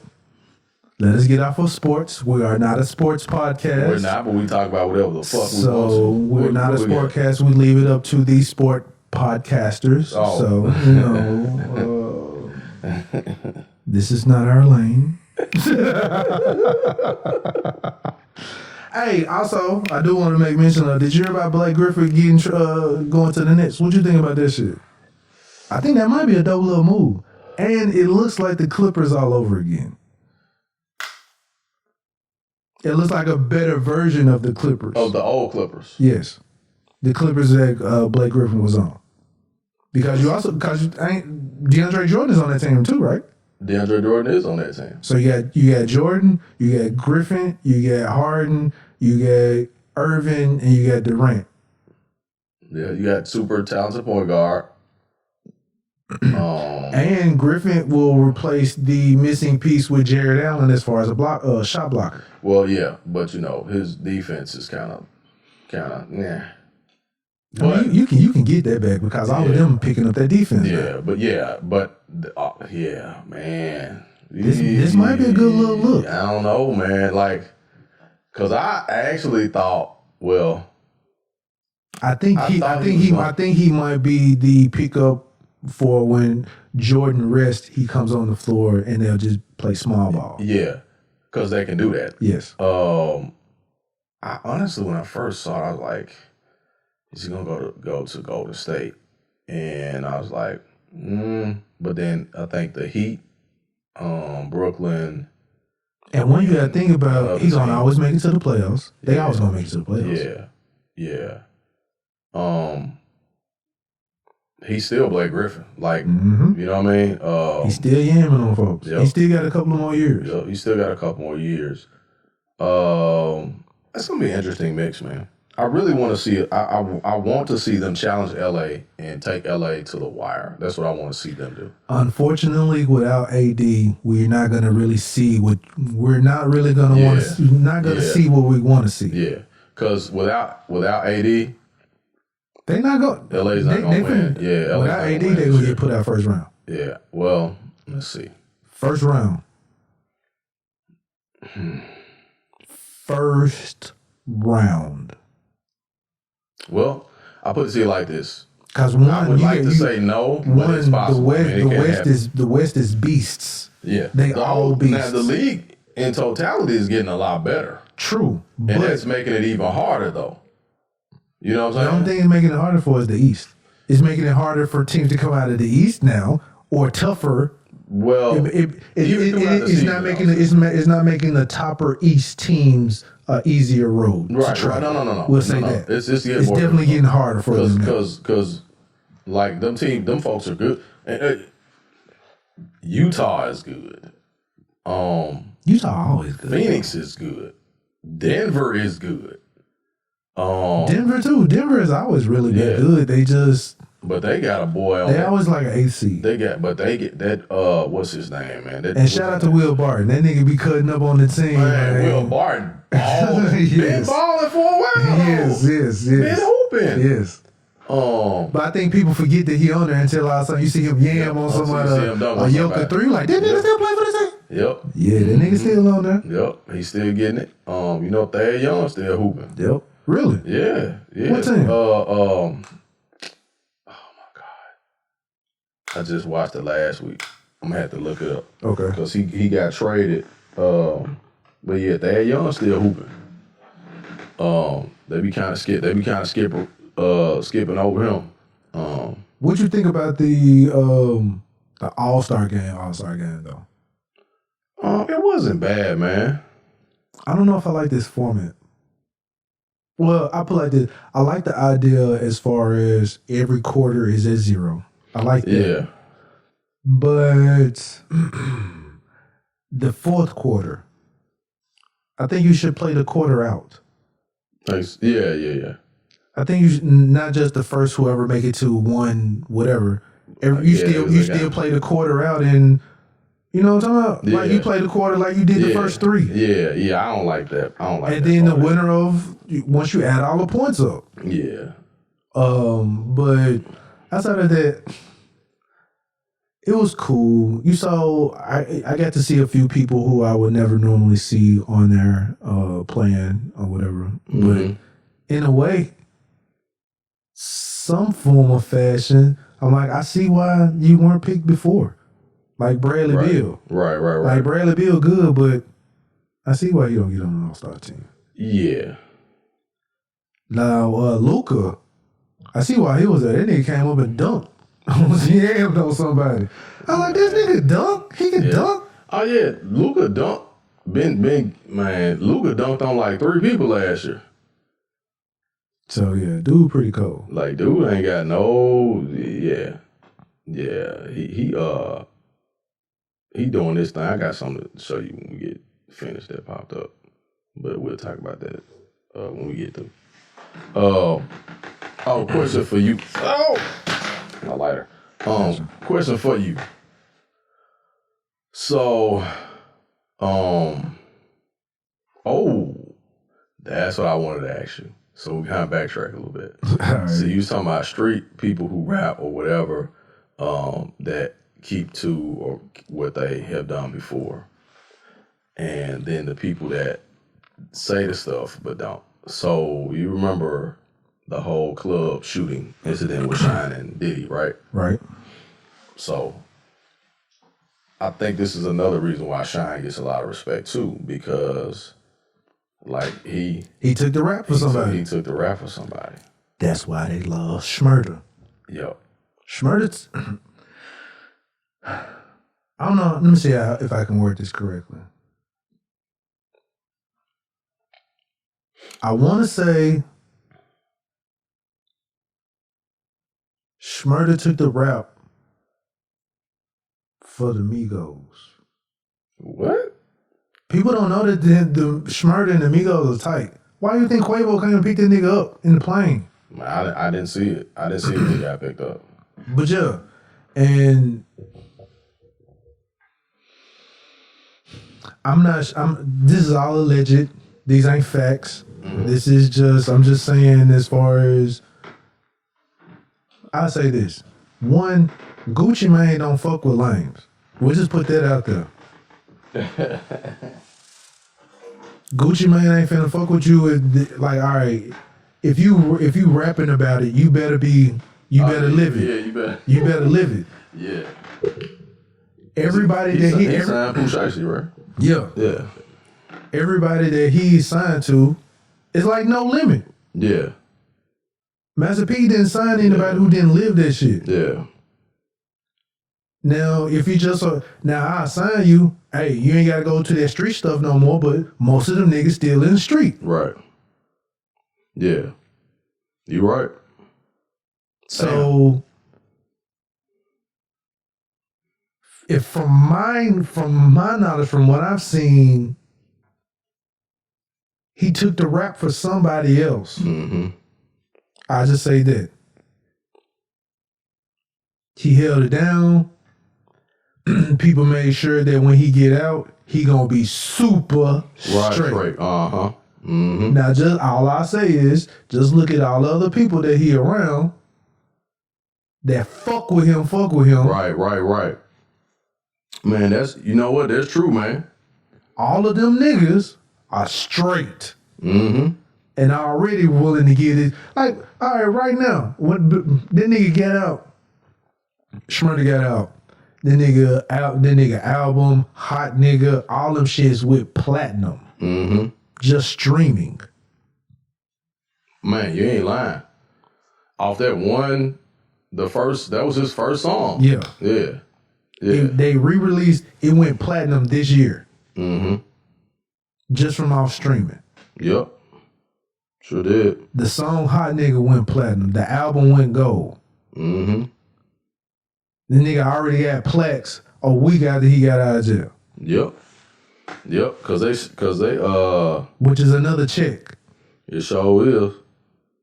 And again, I think I want to say Gucci's behind that. Behind the Smarter thing? Yeah. See, I never knew that, man. I never knew that. Well, I say this. There is an association with Schmurda and the Migos. Okay. See, I didn't know that. I did not know that. Because I don't know no other association that he has with anybody in the rap game. Who, Schmurda? Right. Well, I'm sure he has some other affiliations in New York or whatever like that. But yeah. But I know of the Migos joint. See, I didn't know that, man. I did not know that. You just taught me something new. Cause like I said, Quavo kind of picked the nigga up in a private jet. They picked him up from jail, dropped him off. He already Dior'd up, fresh to death, got Dior bag, all that other type shit coming off the jet. Like, damn. Yes. But again, I would ask about this nigga mental, cause you could see the nigga like, all right, a nigga who not straight, a nigga who,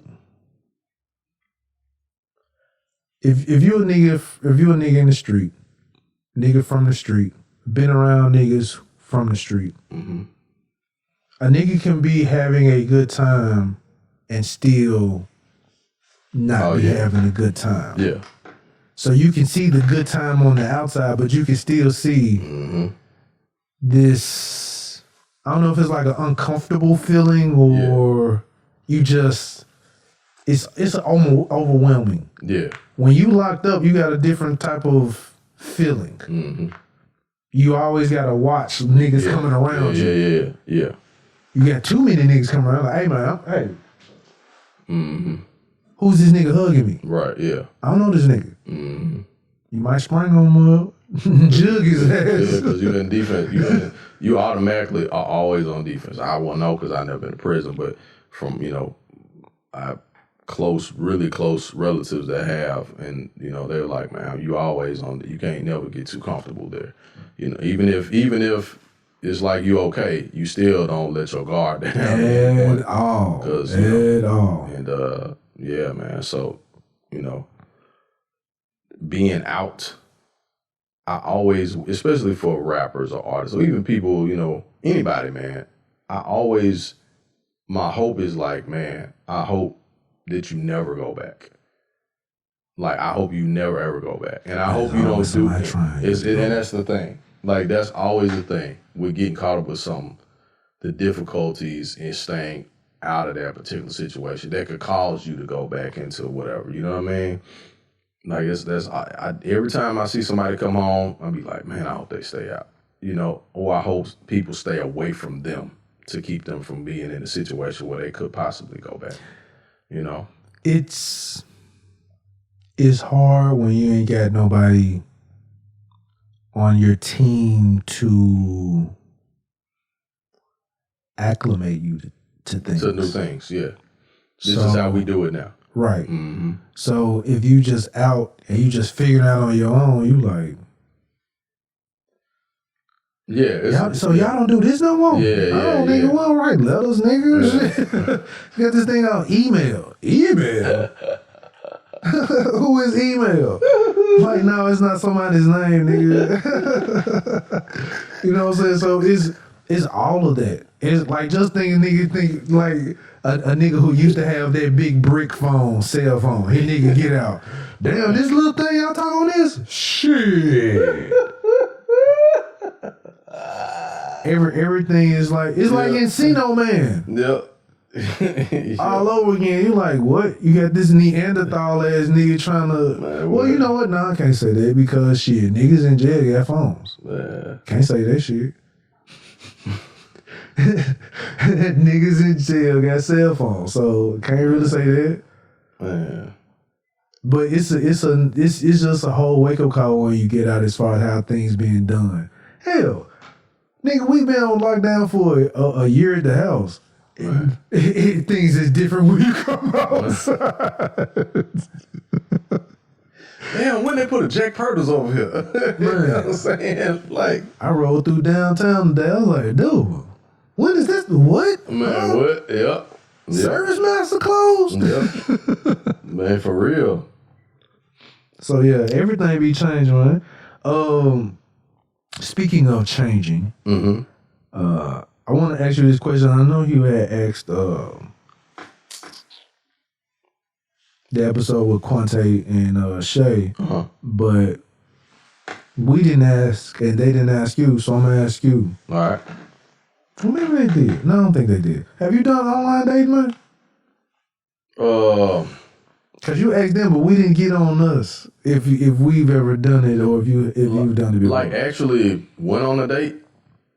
If you've been on, I've been on online dating app? Yeah, I have. What was your experience? I didn't date, hook up with anybody from it or date anybody from it, but it's okay. So I put it like this.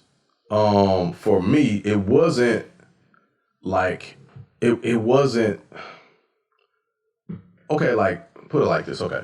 Just say it. No, for real. Because I guess trying to find a nice way. It's hard to explain. So you get on there and you see all these people you're compatible with, depending on which ones you use or whatever. But just in general, right? These people you're compatible with, and they reach out or you reach out or whatever the case is, and that kind of going back and forth. But it was a little annoying. How so? Well, what made it annoying? What made it annoying for me was like having these several messages like pop up, and I'm kind of like a minimalist when it comes to all of that type of stuff. You know what I'm saying? Like, I really don't like a whole lot of stuff being fired at me at once. So you're trying to decide on which one to respond to or whatever, because I'm definitely not responding to all of them, not because, nothing against them, but you just don't. When you don't actually doing stuff, you ain't got time. Right. And I know it's the same way for women too. They got a lot of messages piled up and stuff like that. It kind of gave me anxiety a little bit. So, you know what I mean? Like that's just kind of like my thing. The multiples, I really can't. I just. Shit, you holler at the one you think you finna get it, you gonna smash first. Oh, she going, let me go on the slide. Hey, how you doing? I'm Samuel. What's good, baby? Would you like to hook up tonight? Damn. Sure. Hell no. Man, you done made me look like I'm gonna say somebody's name. Let me stop. Damn, I'm finna shoot off. Just put it like this. I know some people who do that. Those one-nighters and right off. Oh no, brother! I've never done the one. I put like this. I used to do the online dating before it was online cool. Yeah, I before did. It was cool. Yeah, I did it on MySpace. And I remember it's like it's funny. Like back then, when people were like, "So how did you meet?" You had to make up some old weird ass shit. So yeah, I met her in the grocery store. over by the salmon. So, you like big fish? I like big fish too. So, yeah, to make up some old gay ass story about how y'all met or some shit. Now, everybody, yeah, I met him on eHarmony. You like, but before, when I said some shit about eHarmony, like, Jason, you a weirdo. You can't pull bitches. You like, oh, word, that's what we talking about. I can't pull bitches because I meet them online. Before, back in the day, you could not pull bitches if you was meeting somebody online. Now everybody meeting bitches online. What you think you doing when you hollering at somebody on Instagram? When you sliding in the DM, you hollering at bitches online. When you slide in the inbox on Facebook, you are now hollering at a bitch online. Shit. Before a nigga was weird in the motherfucker, you like, oh man, you be hollering at them bitches on MySpace, nigga. Yeah, nigga, shit. You see what that bitch look like? Yeah. She like, ooh, Jace, you look cute. If she flirting. Now I will say, when I first started, nigga got catfish like a motherfucker. When it first started, nigga, shit. That bitch was talking about how fine shit. Because, hey, when you don't know, hey, you learn from your mistakes. This bitch was telling me all this shit, what she looked like, but she did not have a profile picture. So I'm still hollering at her. She sounded good. She sounded like she was cute. I was like, ooh, wee. She sounded like she cute, bitch. All right, my mama and them gone. Hey, shit, yeah, come on over here. Shit. That bitch pulled up. I seen it coming up through the carport. I was like, who this bitch think she finna talk to? Who is this? She came over, she like, oh, what house is it? Oh, okay, right here, just pull up in the driveway. I was looking out the window. I looked out the window, I was like, hey, you can tell when somebody big when the car raised up when they get in. My nigga, the shocks was like, whoa, Jesus. Boy. Man, she came up to the door. She came up to the door. I was like, oh, shit. Oh, shit. I ain't got my keys. My sister just left. I can't let you in. I don't know how, you know what, my bad, man. I thought I had the key. Oh, for real? Yeah. Yeah. I'm locked in. Oh, you want me to stay? No, you ain't got to. You ain't got to stay. She gonna be a while. She gonna be a while, though. Oh, okay. I'm sorry. Yeah, I'm sorry, too. I'm sorry, too. All right, I'll talk to you later. Now, all of a sudden, my sister pulled up. Now, my sister pulled up in the driveway. With one of my partners.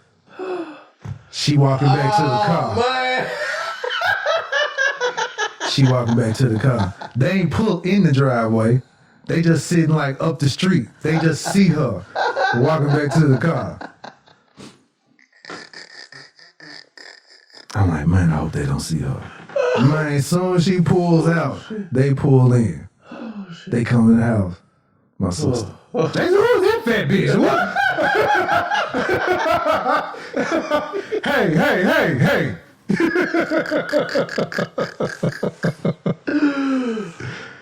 Oh, shit. I was catfish before he was catfish.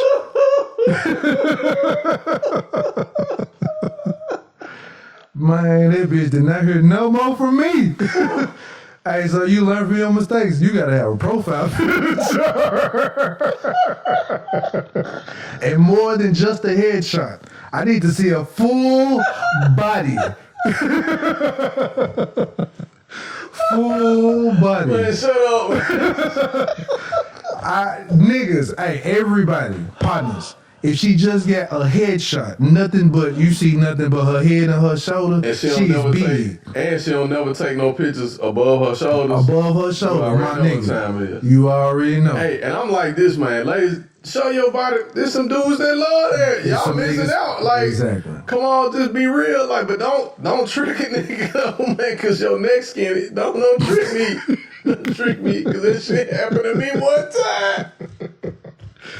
Hey, when I saw that episode of Friday when the old girl came out and Chris Tucker was like, you say he look like Janet Jackson. She said, yeah. Man, so he look more like Freddie Jackson. Oh, man. I couldn't wait till she left. I was like, my shit. Check this out. This shit happened to me one time, man. I met this chick on MySpace, right? Now, I had met one before that, and it worked out well. So I was like, hey, yeah, okay, let's do it. Yeah, yes. The next time, though, man, I meet up with this chick. She was like, meet me at, where we meet up at I think it was Hooters. I think it was Hooters. Okay. Man, I get to the joint. We pull up about the same time. She, pictures look all, whatever. Man, we get to this joint, man, and her stomach. Now, she covered up, but it looked like she was pregnant, almost. Like, not all of, looked like she was like 3 months pregnant.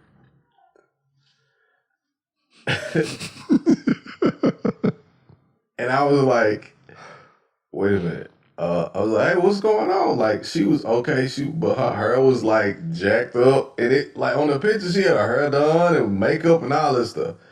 So I guess she put up on me like, man, I don't know, I might have to. And I'm like, nah, let's go to Hooters and eat. I guess she thought we finna say Marlowe's or something or wherever. Yeah, because it was, she said she was from Whitehaven or whatever. Anyway. So you think Whitehaven, you already think fine. I'm gonna say that right there. So you anytime back in the day, somebody said they was from Whitehaven. All schools got ugly bitches too, nigga. Shit. Hamilton had those, but they got some ugly bitches in that shit too, nigga. Do not play. Don't play. But real quick, I'm thinking, man, we pull up, man. I swear, man, I am not gonna lie. But yes, Whitehaven had those. They did. And, man, she got to the Hooters, and we kind of got there, I think, at the same time. And I saw her walk in. I was like, I hope that ain't her. I kept saying to myself, like, I hope that ain't her. I hope that ain't her. But I can't just not go in there. I got to go in there. No, you don't. See, that's where you fucked up at. That's where I fucked up That's where you fucked up at. Because if I seen her, like, usually, I'm going to ask, hey, so what you got on? What you going to be wearing? So I can look for you? Get that shit out. So when you see that shit, I make sure, nigga, you pull up early like a drug deal.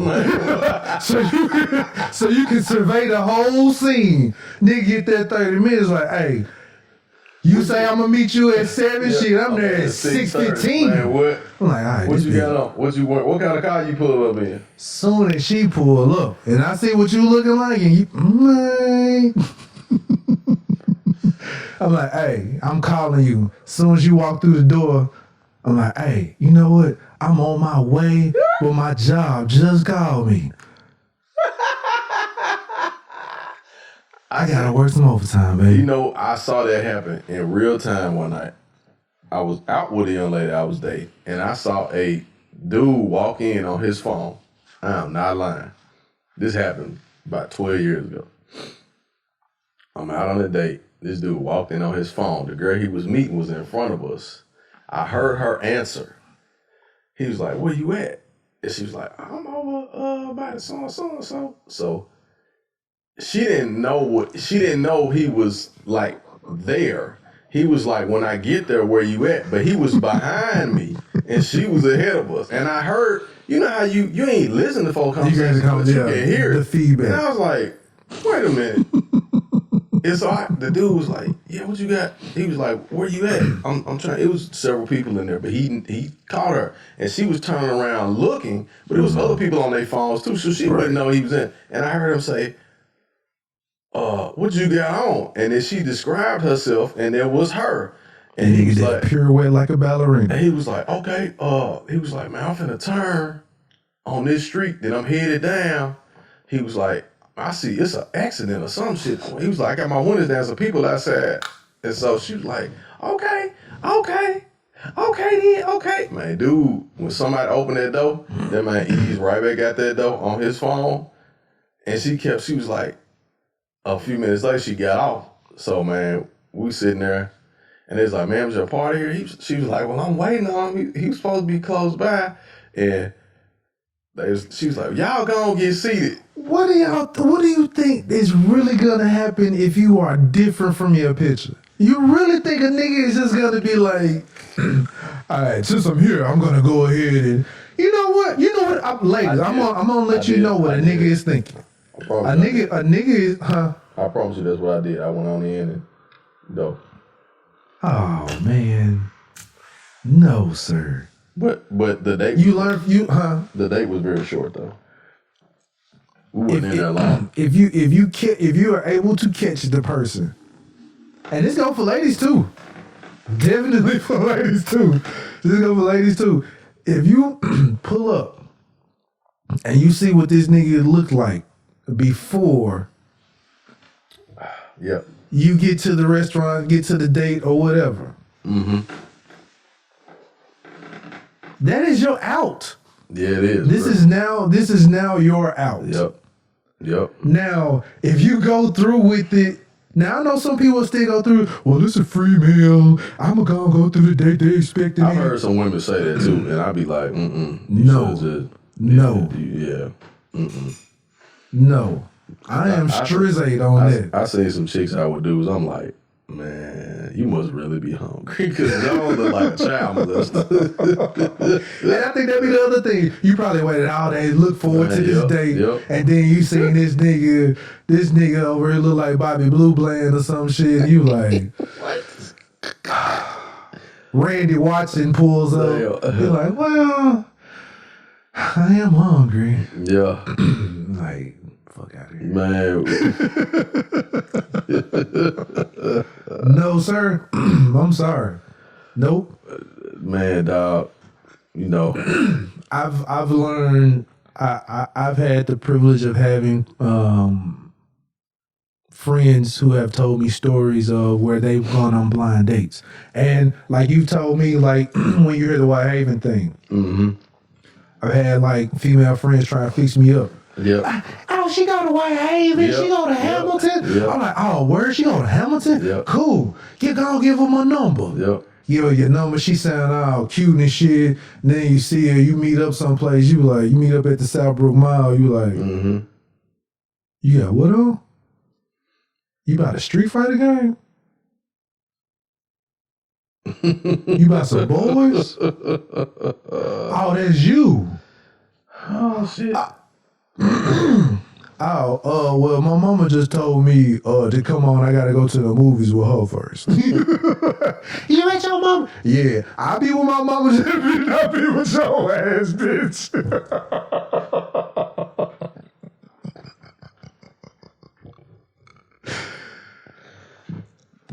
So yeah, damn. So again, I'm sure, like I said, ladies, yeah, I'm sure they already got it down to a T. But man, don't go through it that day, man. You see that if you see that picture, like, I don't know what you expect a person to do when the picture is not the same in real life. Man, for real. Do you think you have a real life filter?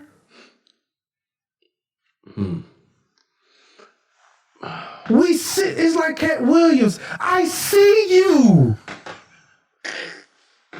I see you in real life. I'm tripping because I know several women that I know they don't look like how they look on you social can't media. Get this off. Like, I know they don't look nothing like it. Like, when I say nothing, like, is in the face, body too, don't look nothing. They just turn at the angles and they use filters on every picture and folks be going crazy. Are you like, walking at an angle, ladies? I'm like, what the fuck? Man, that shit is weird that shit weird to me though, man. It's like you have to either want a nigga to like you for the angle, because Cause once a nigga see you with your man, see, I'm gonna be mean. I'm gonna be mean. I was gonna say something. nah. But that's wrong though, man. Cause you catfishing when you doing it's false advertising. It is. You catfishing. It's false advertising. That's false advertising. You poking your butt out, standing a certain way so your hips can poke out, and all of this shit. And then when the dude see you, he be like, "Damn, are you like you Letitia?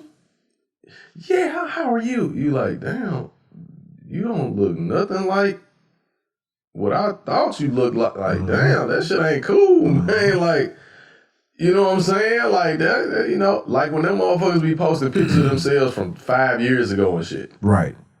And be like, they'll be like, man, you look real nice in the picture. Oh, thank you very much. Like if you pull up a chick page and her picture is back in 2005 and it's 2021, she has other pictures up of other people, other things, but she ain't got no picture of herself. Yeah.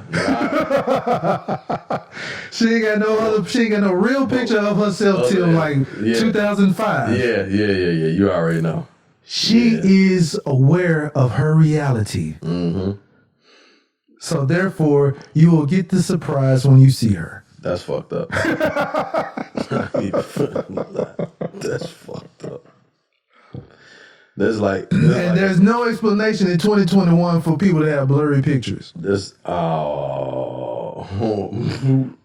So man, none whatsoever. I'm saying this like supposedly like even really supposed to be fine lady, and all her pictures you see her shape and she got a little beautiful, but them just be grainy as hell. I'm like, who taking grainy fucking pictures in 2021? What kind of goddamn phone you got? Nokia still don't make phones no more. Like, why your shit grainy? Like, what the hell is this? Even a burner phone still take pictures. Decent pictures, right? Like, them motherfuckers be grainy and shit. I'm like, and blurred. I'm like, come on now. No. You ain't fooling me.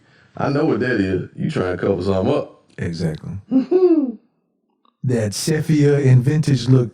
No. We are wise to that. Yeah. We are wise to that.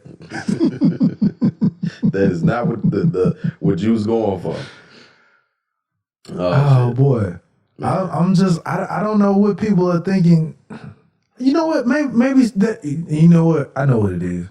Fellas. Start having your own standards, man. You ain't lying. Start having your own standards. Because the reason why there's some of them are able to get that off is because some of you are like, well, you know what? Mm-hmm. I still smash though. Quit doing that. Quit doing it. I gotta say. Because real talk. Yeah, I gotta agree with that. Real talk, that jump like, I still smash though. Eventually, she might want to smash later in the future. Or she might see you in public. Hey, Sam! Hey! You like, God damn, this bitch. Hey, we only see each other after 11. That's fucked up. It's 10:30.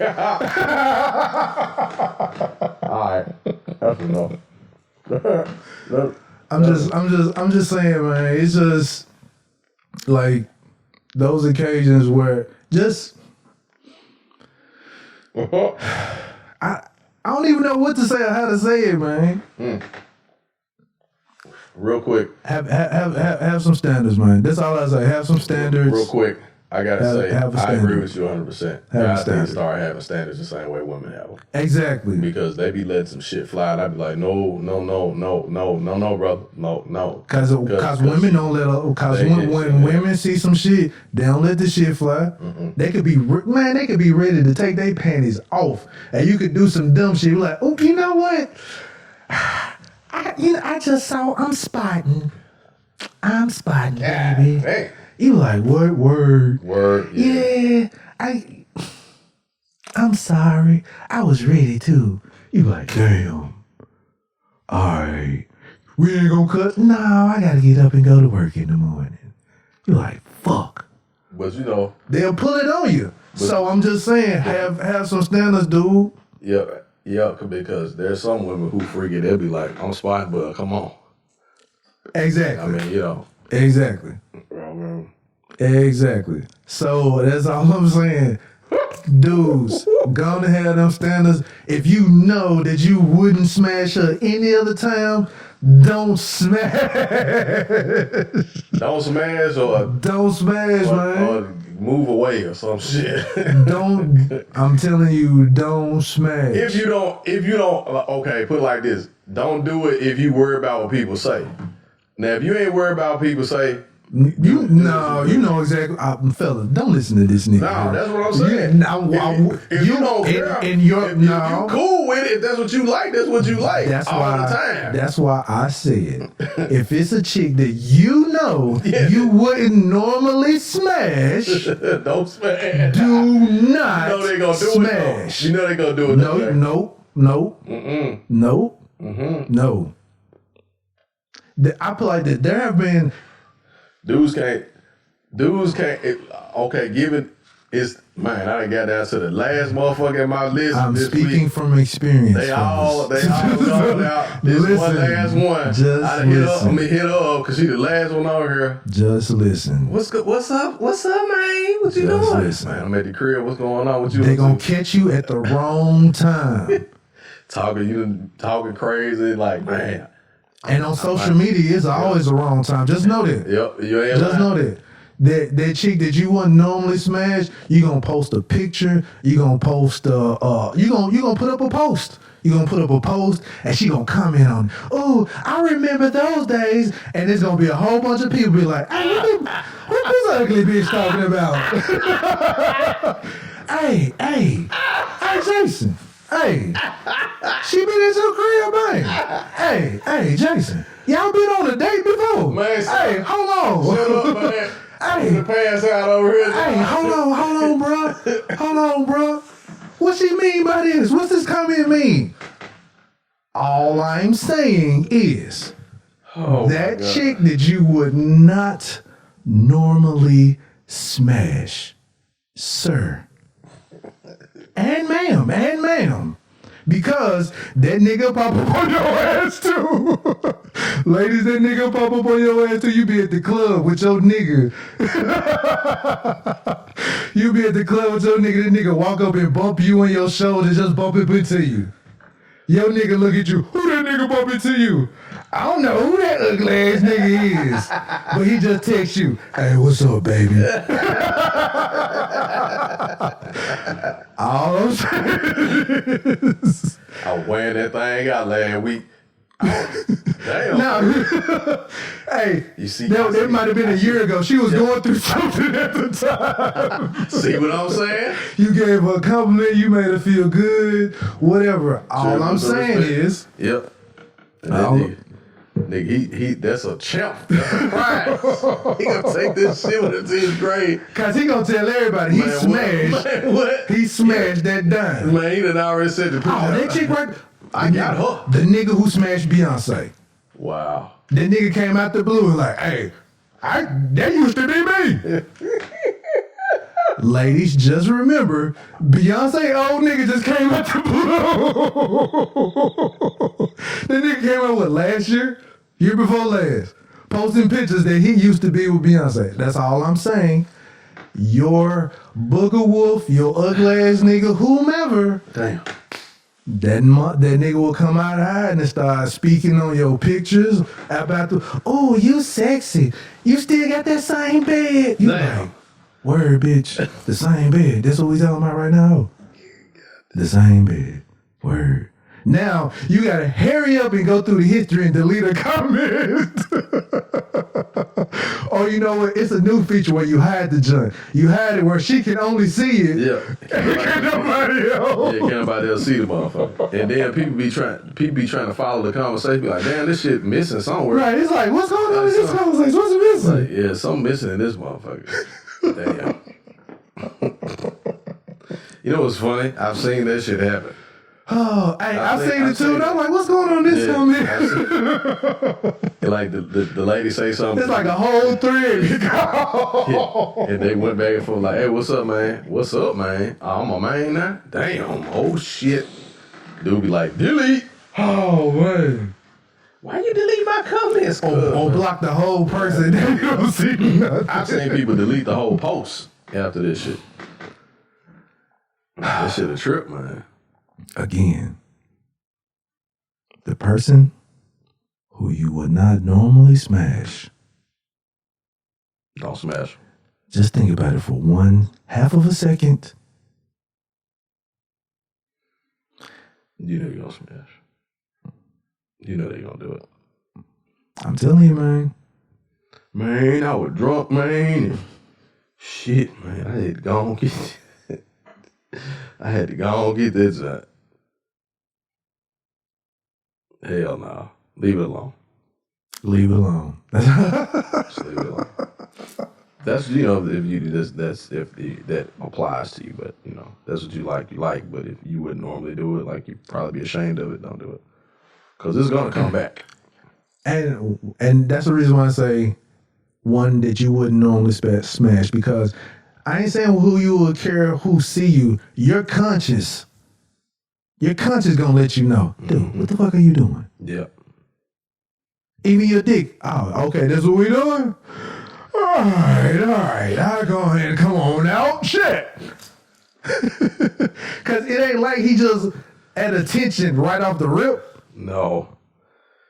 That's exactly. That's what I'm talking about. This nigga got talked into the occasion. Or he got talked. Oh, man. He got talked into the occasion. He got talked into it. He got talked into the occasion. We fucking had bitches today. All right, bet. All right, that's enough. Nothing against BBWs. Nothing against them at all. BBW lover in the house. I love all women. I love BBWs too. We go through phases. I went through mine. Yeah. It's wonderful. Take good care of you. This nigga trying to get fed. Oh, starving pound puppy looking ass nigga. Oh, you can't cornbread? Ooh, I like the black eyed peas. Ooh, you got jams too? Ooh. Face ass nigga. I don't got much to eat looking at that.